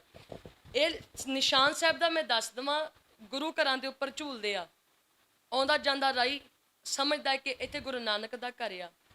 ਗਰਮੀਆਂ ਦਾ ਮੌਸਮ ਲਾ ਲਈਏ, ਸਰਦੀਆਂ ਦਾ ਲਾ ਲਈਏ, ਕੋਈ ਪਿਆਸਾ ਉਹ ਗੁਰੂ ਨਾਨਕ ਦੇ ਘਰ ਰੁਕ ਸਕਦਾ, ਮੈਨੂੰ ਜਲ ਮਿਲੇਗਾ। ਕੇਸਰੀ ਨਿਸ਼ਾਨ ਦੱਸਦਾ ਨਾ ਕਿ ਇੱਥੇ ਗੁਰੂ ਨਾਨਕ ਦਾ ਘਰ ਆ। ਜੇ ਕੋਈ ਭੁੱਖਾ, ਉਹਨੂੰ ਪ੍ਰਸ਼ਾਦਾ ਮਿਲੂਗਾ। ਜੇ ਕਿਸੇ ਨੇ ਰਾਤ ਬਰਾਤੇ ਜਾਂਦੇ ਆਰਾਮ ਕਰਨਾ, ਉਹਨੂੰ ਪਤਾ ਕਿ ਮੈਂ ਇਸ ਘਰ ਦੇ ਵਿੱਚ ਆਰਾਮ ਕਰ ਸਕਦਾ, ਫਿਰ ਨਿਸ਼ਾਨ ਸਾਹਿਬ ਨੂੰ ਨਤਮਸਤਕ ਹੋਊਗਾ। ਇਹ ਨਿਸ਼ਾਨ ਕੀ ਦੱਸਦਾ ਕਿ ਤੂੰ ਹੁਣ ਆਪਣੇ ਕੌਮ ਦੇ ਸ਼ਹੀਦਾਂ ਨੂੰ ਨਾ ਭੁਲਾ ਦੇਈਂ। ਇਹ ਨਿਸ਼ਾਨ ਝੁਲਦਾ ਹੋਇਆ ਤੈਨੂੰ ਦੱਸ ਰਿਹਾ ਕਿ ਇਹਦੀਆਂ ਜੜ੍ਹਾਂ ਦੇ ਵਿੱਚ ਸ਼ਹੀਦਾਂ ਦਾ ਲਹੂ ਡੁੱਲਿਆ। ਇਹ ਨਿਸ਼ਾਨ ਸਾਹਿਬ ਜਿਹੜੀ ਸਾਡੀ ਚੜ੍ਹਦੀ ਕਲਾ ਦੇ ਸਬੂਤ ਆ, ਇਹ ਇੱਕ ਸਾਡੀ ਨਿਸ਼ਾਨੀ ਆ। ਮਹਾਰਾਜ ਨੇ ਨਗਾਰੇ ਇਹ ਨਿਸ਼ਾਨ ਸਾਨੂੰ ਦਿੱਤੇ ਆ। ਜਦੋਂ ਔਰੰਗਜ਼ੇਬ ਵਰਗੇ ਸੀ, ਇਹਨਾਂ ਨੇ ਆਪਣੇ ਰਾਜ 'ਚ ਆਖਿਆ ਸੀ ਕੋਈ ਮੇਰੇ ਦਰਬਾਰ ਤੋਂ ਬਿਨਾਂ ਆਪਣੇ ਦਰਬਾਰ ਨਹੀਂ ਲਾ ਸਕਦਾ, ਕੋਈ ਧੌਂਸਿਆਂ ਤੇ ਚੋਟਾਂ ਨਹੀਂ ਲਾ ਸਕਦਾ, ਕੋਈ ਆਪਣੇ ਨਿਸ਼ਾਨ ਨਹੀਂ ਚਲਾ ਸਕਦਾ। ਪਰ ਯੋਧਿਆਂ ਨੇ ਜਦੋਂ ਫਤਿਹ ਕੀਤੀਆਂ ਨੇ ਜੰਗਾਂ, ਉੱਥੇ ਕੀ ਖਾਲਸੇ ਨਿਸ਼ਾਨ ਚਲਾਏ, ਆਪਣੀ ਚੜ੍ਹਦੀ ਕਲਾ ਦਾ ਸਬੂਤ ਦਿੱਤਾ। ਤੇ ਅੱਜ ਕੱਲ੍ਹ ਦੇ ਜਿਹੜੇ ਲੋਕ ਨੇ, ਹੁਣ ਵੇਖਿਆ ਜਾਵੇ ਇਸ ਸੰਘਰਸ਼ ਦੇ ਵਿੱਚ ਜਿਹੜੇ ਬੈਠੇ ਆ, ਉਹਨਾਂ ਨੂੰ ਤਾਂ ਨਿਸ਼ਾਨ ਸਾਹਿਬ ਤੋਂ ਤਕਲੀਫ ਹੀ ਕਿਉਂ ਨਹੀਂ? ਤੇ ਜਿਹੜੇ ਆਗੂ ਕਹਾਉਣ ਵਾਲੇ ਨੇ, ਇਹਨਾਂ ਨੂੰ ਤਕਲੀਫ ਕਿਉਂ ਮਿਲਦੀ ਆ? ਕਿਉਂਕਿ ਲੋਕ ਤੇ ਹਰ ਇੱਕ ਬੰਦਾ ਜੁੜਿਆ ਹੋਇਆ। ਮੁਸਲਮਾਨ ਵੀਰਾਂ ਦੀਆਂ ਆਪਾਂ ਇੰਨੀਆਂ ਇੰਟਰਵਿਊ ਸੁਣੀਆਂ, ਉਹ ਕਹਿੰਦੇ ਆ ਕਿ ਹਿੰਦੂ ਵੀਰਾਂ ਦੀਆਂ ਇੰਟਰਵਿਊ ਵੇਖ ਲਈਏ, ਜਿਨ੍ਹਾਂ ਨੇ ਇਸ ਸੰਘਰਸ਼ ਦੇ ਕਰਕੇ ਆਪਣੇ ਪਲਾਂਟ ਵੇਚ ਕੇ ਜਿੰਨਾ ਵੀ ਬਣਦਾ ਸਰਦਾ ਸੀ ਇਸ ਸੰਘਰਸ਼ ਨੂੰ ਦਿੱਤਾ। ਉਹਨਾਂ ਨੇ ਤਾਂ ਇਤਰਾਜ਼ ਨਹੀਂ ਕੀਤਾ ਜੀ ਇੱਥੇ ਕੇਸਰੀ ਨਿਸ਼ਾਨ ਲੱਗਿਆ ਕਿ ਮੈਂ ਇੱਥੇ ਸੇਵਾ ਦਾ ਜੋ ਵੀ ਮੇਰਾ ਬਣਦਾ ਸਰਦਾ ਉਹ ਮੈਂ ਹਿੱਸਾ ਨਹੀਂ ਪਾਉਣਾ। ਉਹ ਤੇ ਮੁਸਲਮਾਨ ਵੀਰ ਵੀ ਦੱਸਦੇ ਆ ਕਿ ਜੇ ਗੁਰੂ ਗੋਬਿੰਦ ਸਿੰਘ ਮਹਾਰਾਜ ਨਾ ਹੁੰਦੇ, ਇਹ ਸਿੱਖ ਨਾ ਹੁੰਦੇ, ਤੇ ਸਾਡੀਆਂ ਧੀਆਂ ਭੈਣਾਂ ਨੂੰ ਬਚਾਉਣ ਵਾਲਾ ਕੌਣ ਸੀ? ਇਹ ਨਿਸ਼ਾਨ ਸਾਹਿਬ ਨੂੰ ਜਿਹੜੇ ਨਿੰਦਣ ਵਾਲੇ ਨੇ ਜਾਂ ਕਹਿੰਦੇ ਜੀ ਇਸ ਪ੍ਰੋਟੈਸਟ 'ਚ ਲੱਗਣੇ ਨਹੀਂ ਸੀ ਚਾਹੀਦੇ, ਇਹਨਾਂ ਨੂੰ ਇੱਕ ਗੱਲ ਪੁੱਛਣ ਵਾਲੀ ਹੋਵੇ, ਜਿੱਦਣ ਇਹ ਸੰਘਰਸ਼ ਚੱਲਿਆ ਨਿਸ਼ਾਨ ਸਾਹਿਬ ਦੀ ਕਮਾਨ ਹੇਠਾਂ ਚੱਲਿਆ, ਤੇ ਜਿਹੜਾ ਉਹਦੀ ਕਮਾਨ ਦੇ ਹੇਠਾਂ ਬੈਠੇ ਜਿੰਨੇ ਵੀ ਸਾਡੇ ਇਸ ਕਿਸਾਨੀ ਪ੍ਰੋਟੈਸਟ ਨੂੰ ਜਾਂ ਕਹਿ ਸਕਦੇ ਸਾਥ ਦਿੰਦੇ ਆ, ਜਾਂ ਫਿਰ ਇਸ ਪ੍ਰੋਟੈਸਟ ਨੂੰ ਆਪਾਂ ਜਿੱਤਣ ਦੇ ਵਾਸਤੇ ਜਿਹੜਾ ਸਾਡਾ ਸਰਕਾਰ ਦੇ ਨਾਲ ਇਹ ਸੰਘਰਸ਼ ਜਿਹੜਾ ਲੱਗਿਆ ਹੋਇਆ, ਜੰਗ ਲੱਗੀ ਹੋਈ ਆ, ਇਹ ਜਿੱਤਣ ਵਾਸਤੇ ਜਿੱਦਣ ਵੀ ਜਿੱਤਿਆ ਸੀ ਉਦਣ ਵੀ ਇਹ ਕੇਸਰੀ ਨਿਸ਼ਾਨ ਹੀ ਝੁਲਣੇ ਆ। ਇਹ ਚੜ੍ਹਦੀ ਕਲਾ ਦੇ ਨਾਲ ਹੀ ਅਸੀਂ ਕਹਿੰਦੇ ਆ ਨਾ ਕਿ ਅਸੀਂ ਜੈਕਾਰੇ ਲਾਵਾਂਗੇ, ਅਸੀਂ ਇਹੋ ਜਿਹੇ ਜਸ਼ਨ ਮਨਾਵਾਂਗੇ। ਈਵਨ ਕਿ ਜਦੋਂ ਗੁਰੂ ਨਾਨਕ ਪਾਤਸ਼ਾਹ ਮਹਾਰਾਜ ਜੀਆਂ ਦੇ ਪੁਰਬ ਆਏ, ਗੁਰੂ ਗੋਬਿੰਦ ਸਿੰਘ ਮਹਾਰਾਜ ਜੀ ਦੇ ਪੁਰਬ ਆਏ, ਆਪਾਂ ਆਤਿਸ਼ਬਾਜ਼ੀ ਕਰਦੇ ਹਾਂ ਚਾਹ ਦੇ ਵਿੱਚ। ਪਰ ਬਹੁਤਿਆਂ ਨੇ ਇਸ ਵਾਰੀ ਕੀਤੀ ਨਹੀਂ ਕਿ ਮਹਾਰਾਜ ਇੰਨੀ ਕੁ ਕਿਰਪਾ ਕਰੋ, ਜਲਦੀ ਜਲਦੀ ਆਪਣਾ ਪ੍ਰੋਟੈਸਟ ਜਿੱਤਿਆ ਜਾਵੇ ਤੇ ਅਸੀਂ ਖੁਸ਼ੀ ਦੇ ਵਿੱਚ ਜਸ਼ਨ ਮਨਾ ਕੇ ਜਲਦੀ ਜਲਦੀ ਮਤਲਬ ਕੀ ਕਹਿੰਦੇ ਆ ਕਿ ਚਾਓ ਜਿਹਨੂੰ ਕਹਿ ਦਿੰਦੇ ਹੁੰਨਾ ਕਿ ਅਸੀਂ ਜਸ਼ਨ ਮਨਾਈਏ ਖੁਸ਼ੀ ਦੇ ਵੀ। ਭੈਣ ਜੀ ਹੁਣ ਕਿਸਾਨੀ ਸੰਘਰਸ਼ ਨੂੰ ਕਿਵੇਂ ਦੇਖਦੇ ਹੋ? ਤੁਸੀਂ ਵੀ ਉੱਥੇ ਜਾ ਕੇ ਆਏ ਹੋ, 26 ਤਰੀਕ ਤੋਂ ਬਾਅਦ ਜੇ ਆਪਾਂ ਗੱਲ ਕਰੀਏ ਹੁਣ ਤੱਕ ਦਾ ਕਿਸਾਨੀ ਸੰਘਰਸ਼ ਕਿਵੇਂ ਲੱਗਦਾ ਤੁਹਾਨੂੰ? ਆਪਾਂ ਉੱਥੇ ਗਏ ਕੀ ਵਾਸਤੇ? ਹੱਕਾਂ ਵਾਸਤੇ। ਸਟੇਜਾਂ ਕਿਉਂ ਬਣਾਈਆਂ ਨੇ? ਬੋਲਣ ਵਾਸਤੇ। ਸਾਹਮਣੇ ਬੈਠੇ ਲੋਕ ਜਜ਼ਬਾ ਭਰਨ ਦੇ ਵਾਸਤੇ ਕਿ ਡਟੇ ਰਹੀਏ, ਜਿੰਨਾ ਚਿਰ ਹੱਕ ਨਹੀਂ ਮਿਲਦੇ ਘਰਾਂ ਨੂੰ ਵਾਪਸ ਨਹੀਂ ਆਉਣਾ। ਪਰ ਜੇ ਆਪਾਂ ਸਟੇਜ ਤੇ ਚੜ੍ਹ ਕੇ ਕੋਈ ਹੱਕ ਦੀ ਗੱਲ ਕਰਦੇ ਹਾਂ ਤਾਂ ਮਾਈਕ ਕਿਉਂ ਬੰਦ ਕੀਤੇ ਜਾਂਦੇ ਆ? ਇਨਸਾਨ ਨੂੰ ਫੜ ਕੇ ਸਟੇਜ ਤੋਂ ਕਿਉਂ ਲਾਇਆ ਜਾਂਦਾ?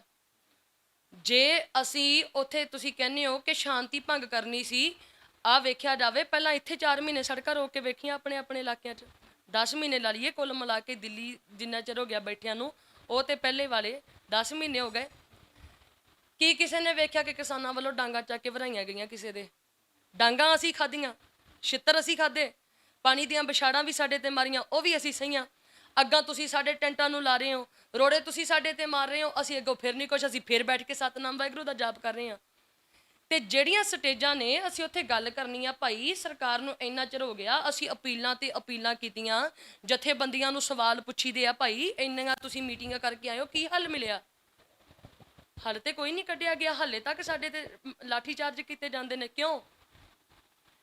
ਇਹ ਪ੍ਰੋਟੈਸਟ ਤਾਂ ਸਭ ਦਾ ਸਾਂਝਾ ਹੀ ਆ, ਜਿਹੜਾ ਖੇਤੀ ਵਰਗ ਦੇ ਨਾਲ ਜੁੜਿਆ ਹੋਇਆ, ਜਿਹੜੇ ਕਿਸਾਨ ਲੋਕ ਹੈ ਸਾਰੇ ਜੁੜੇ ਆ, ਇਕੱਲੇ ਕਿਸਾਨ ਨਹੀਂ। ਜਿਨ੍ਹਾਂ ਨੂੰ ਕਿਸਾਨਾਂ ਕਰਕੇ ਜਿਨ੍ਹਾਂ ਦੀਆਂ ਦੁਕਾਨਦਾਰੀਆਂ ਚੱਲਦੀਆਂ ਉਹ ਵੀ ਤੇ ਸਾਡੇ ਨਾਲ ਹੀ ਬੈਠੇ ਆ। ਜੀ ਅਖੀਰ ਦੇ ਵਿੱਚ ਸਾਂਝੀ ਅਪੀਲ ਕੀ ਕਰੋਗੇ? ਸਾਰਿਆਂ ਨੂੰ ਸਾਂਝੀ ਅਪੀਲ। ਮੈਂ ਸਾਰਿਆਂ ਨੂੰ ਸਾਂਝੀ ਅਪੀਲ ਇਹੀ ਕਰਾਂਗੀ, ਮੰਨਿਆ ਕਿ ਸੋਸ਼ਲ ਨੈਟਵਰਕ ਦਾ ਜ਼ਮਾਨਾ, ਹਰ ਕੋਈ ਫੇਮ ਭਾਲ ਰਿਹਾ।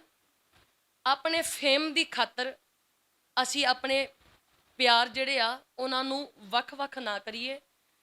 ਸਾਰੇ ਧਰਮ ਜਿਹੜੇ ਨੇ ਸਾਡੇ ਸਾਰੇ ਸਤਿਕਾਰਯੋਗ ਹੈ, ਮਹਾਰਾਜ ਨੇ ਬਾਣੀ 'ਚ ਵੀ ਕਿਹਾ, ਸਾਰੇ ਅਸੀਂ ਆਪਾਂ ਇੱਕ ਆ, ਆਪਸ ਦੇ ਵਿੱਚ ਵੰਡੀਆਂ ਪਾ ਕੇ ਨਾ ਬੈਠੀਏ। ਸਿੱਖ ਹੋ ਕੇ ਅਸੀਂ ਸਿੱਖਾਂ ਦੇ ਨਾਲ ਵਿਤਕਰਾ ਨਾ ਕਰੀਏ। ਬਾਬਾ ਵੀਰ ਸਿੰਘ ਜੀ ਨਰੰਗਾਬਾਦ ਵਾਲੇ ਮਹਾਂਪੁਰਖ, ਸਾਰੇ ਉਹਨਾਂ ਦੀ ਜੈ ਜੈਕਾਰ ਕਰਦੇ ਆ। 365 ਗੁਰੂ ਘਰ ਨੇ ਜਿਨ੍ਹਾਂ ਦੀ ਯਾਦ ਦੇ ਵਿੱਚ, ਬਾਬਾ ਵੀਰ ਸਿੰਘ ਨਰੰਗਾਬਾਦ ਵਾਲੇ, ਉਹਨਾਂ ਨੇ ਜ਼ਬਰ ਦਾ ਮੁਕਾਬਲਾ ਸਬਰ ਰੱਖ ਕੇ ਕੀਤਾ। ਜਾਣਦੇ ਸੀ ਜਿਹੜਾ ਸਾਹਮਣੇ ਵਾਲਾ ਲੜਨ ਵਾਸਤੇ ਆਇਆ ਉਹਦੇ ਵਿੱਚ ਸਿੱਖ ਨੇ, ਤੇ ਲੋਕ ਕੀ ਕਹਿਣਗੇ ਜੇ ਮੈਂ ਇੱਥੇ ਕਿਰਪਾਨਾਂ ਦੇ ਨਾਲ ਉਹਨਾਂ ਨਾਲ ਮੁਕਾਬਲਾ ਕੀਤਾ ਕਿ ਸਿੱਖ ਵੀਰ ਸਿੰਘ ਨੇ ਸਿੱਖਾਂ ਨਾਲ ਸਿੱਖ ਲੜਾ ਕੇ ਮਰਵਾ ਦਿੱਤੇ। ਤੇ ਅੱਜ ਦੇ ਟਾਈਮ 'ਚ ਕੀ ਹੋ ਰਿਹਾ? ਅੱਜ ਦੇ ਟਾਈਮ ਦੇ ਵਿੱਚ ਅਸੀਂ ਜਾਣ ਬੁੱਝ ਕੇ ਇੱਕ ਦੂਜੇ ਨੂੰ ਨੀਵਾਂ ਤੁਸੀਂ ਗੱਲ ਕੀਤੀ ਸੀ, ਆਪਾਂ ਭੈਣ ਭਰਾ ਆ, ਸਾਡੇ ਵਿਚਾਰ ਵੀ ਅਲੱਗ-ਅਲੱਗ ਹੋਣਗੇ, ਵਿਚਾਰ ਅਲੱਗ-ਅਲੱਗ ਹੋਣਗੇ, ਪਰ ਤੁਸੀਂ ਉਸ ਚੀਜ਼ ਨੂੰ ਇਹ ਨਾ ਕਰੋ ਕਿ ਜੀ ਇਹ ਤਾਂ ਮੇਰਾ ਦੁਸ਼ਮਣ ਬਣ ਕੇ ਬੈਠਾ ਹੈ। ਅਸੀਂ ਇਕਜੁੱਟ ਹੋਈਏ। ਬਹੁਤ ਸਾਡਾ ਖਲਾਰਾ ਪੈ ਗਿਆ, ਅਸੀਂ ਆਪਣੀ ਕੌਮ ਨੂੰ ਜੋੜ ਕੇ ਰੱਖਣਾ ਕਿ ਸਾਹਮਣੇ ਵਾਲਾ ਜਿਹੜਾ ਵਿਰੋਧੀ ਆ ਉਹਨਾਂ ਨੂੰ ਅਸੀਂ ਹੋਰ ਮੌਕਾ ਨਾ ਦਈਏ ਕਿ ਉਹ ਸਾਡੇ ਤੇ ਆਸਾਨੀ ਤਰੀਕੇ ਦੇ ਨਾਲ ਵਾਰ ਕਰ ਸਕੇ, ਕਿਉਂਕਿ ਉਹਨੂੰ ਤਾਂ ਪਤਾ ਹੀ ਆ ਕਿ ਜੇ ਮੈਂ ਇੱਕ ਪਾਸੇ ਹੱਲਾ ਕਰਾਂਗਾ ਦੂਜਿਆਂ ਨੇ ਨਾਲ ਤਾਂ ਖੜਨਾ ਹੀ ਨਹੀਂ। ਇਸ ਕਰਕੇ ਇਕਜੁੱਟ ਹੋ ਜਾਈਏ, ਏਕਤਾ ਦੇ ਵਿੱਚ ਹੀ ਬਰਕਤ ਹੈ, ਅਸੀਂ ਚੰਗੀ ਤਰ੍ਹਾਂ ਜਾਣਦੇ ਹਾਂ। ਬਾਕੀ ਵਿਰੋਧੀ ਤੇ ਆਉਂਦੇ ਜਾਂਦੇ ਰਹਿੰਦੇ, ਉਹਨਾਂ ਦਾ ਹਸ਼ਰ ਕੀ ਹੁੰਦਾ ਉਹ ਵੀ ਅਸੀਂ ਚੰਗੀ ਤਰ੍ਹਾਂ ਹੀ ਜਾਣਦੇ ਹਾਂ। ਏਕੇ ਵਿੱਚ ਬਰਕਤ ਹੈ। ਸਾਨੂੰ ਲੋੜ ਹੈ ਭੈਣ ਜੀ ਇਹਨਾਂ ਨੇ ਦੱਸਿਆ ਇਕੱਠੇ ਹੋਣ ਦੀ। ਸਿਧਾਂਤਕ ਜਿਹੜੇ ਵਿਖਰੇਵੇਂ ਨੇ ਉਹ ਆਪਸ ਵਿੱਚ ਹੀ ਹੁੰਦੇ ਨੇ, ਪਰ ਜਦੋਂ ਅਸੀਂ ਇਕੱਠੇ ਹੋ ਕੇ ਚੱਲਾਂਗੇ ਤਾਂ ਸਾਡੇ ਜਿਹੜੇ ਵਿਰੋਧੀ ਹੋਣਗੇ ਉਹ ਸਾਡੇ ਤੋਂ ਡਰਨਗੇ। ਕਿਸਾਨੀ ਸੰਘਰਸ਼ ਬਾਰੇ ਬੜੀ ਸੋਹਣੀ ਗੱਲ ਕੀਤੀ ਹੈ ਵੀ ਸਟੇਜਾਂ ਦੇ ਉੱਪਰੋਂ ਮੈਕ ਕਿਉਂ ਬੰਦ ਕੀਤੇ ਜਾਂਦੇ ਨੇ। ਸਾਨੂੰ ਮੇਨ ਸਿਧਾਂਤਕ ਤੌਰ ਦੇ ਉੱਪਰ ਪਰਪੱਖ ਹੋਣਾ ਪਏਗਾ ਅਤੇ ਨਾਲ ਨਾਲ ਗੁਰੂ ਦੀ ਵਿਚਾਰਧਾਰਾ ਲੈ ਕੇ ਚੱਲਣੀ ਪਏਗੀ। ਖਾਲਸਾਈ ਨਿਸ਼ਾਨ ਦੀ ਗੱਲ ਕੀਤੀ ਹੈ ਵੀ ਖਾਲਸਾਈ ਨਿਸ਼ਾਨ ਦੇ ਰਾਹੀਂ ਹੀ ਅਸੀਂ ਪੰਜਾਬ ਦੀ ਧਰਤੀ ਤੋਂ ਦਿੱਲੀ ਪਹੁੰਚੇ ਸੀ। ਜੇ ਅੱਜ ਦਿੱਲੀ ਦੀ ਧਰਤੀ ਦੇ ਉੱਪਰ ਖਾਲਸੇ ਦੀ ਗੱਲ ਹੁੰਦੀ ਹੈ ਤਾਂ ਮਾਈਕ ਬੰਦ ਕੀਤੇ ਜਾਂਦੇ ਨੇ। ਇੱਦਾਂ ਦੇ ਵਖਰੇਵੇਂ, ਸਿਧਾਂਤਕ ਵਖਰੇਵੇਂ ਜਿਹੜੇ ਨੇ ਆਪਸ ਵਿੱਚ ਕੌਮ ਦੇ ਵਿੱਚ ਹੈਗੇ ਨੇ, ਪਰ ਲੋੜ ਇਸ ਚੀਜ਼ ਦੀ ਹੈ ਇਕੱਠੇ ਹੋਣ ਦੀ। ਜਦੋਂ ਇਕੱਠੇ ਹੋ ਕੇ ਚੱਲਾਂਗੇ ਤਾਂ ਵਿਰੋਧੀਆਂ ਦੇ ਉੱਪਰ ਸਾਡਾ ਰੋਹਬ ਵੱਖਰਾ ਹੀ ਹੋਏਗਾ। ਤੁਸੀਂ ਦੇਖ ਰਹੇ ਹੋ ਸੁਰਖਾਬ ਟੀਵੀ, ਮੈਂ ਅਮਰਪ੍ਰੀਤ ਸਿੰਘ ਗੁੱਜਰਵਾਲ।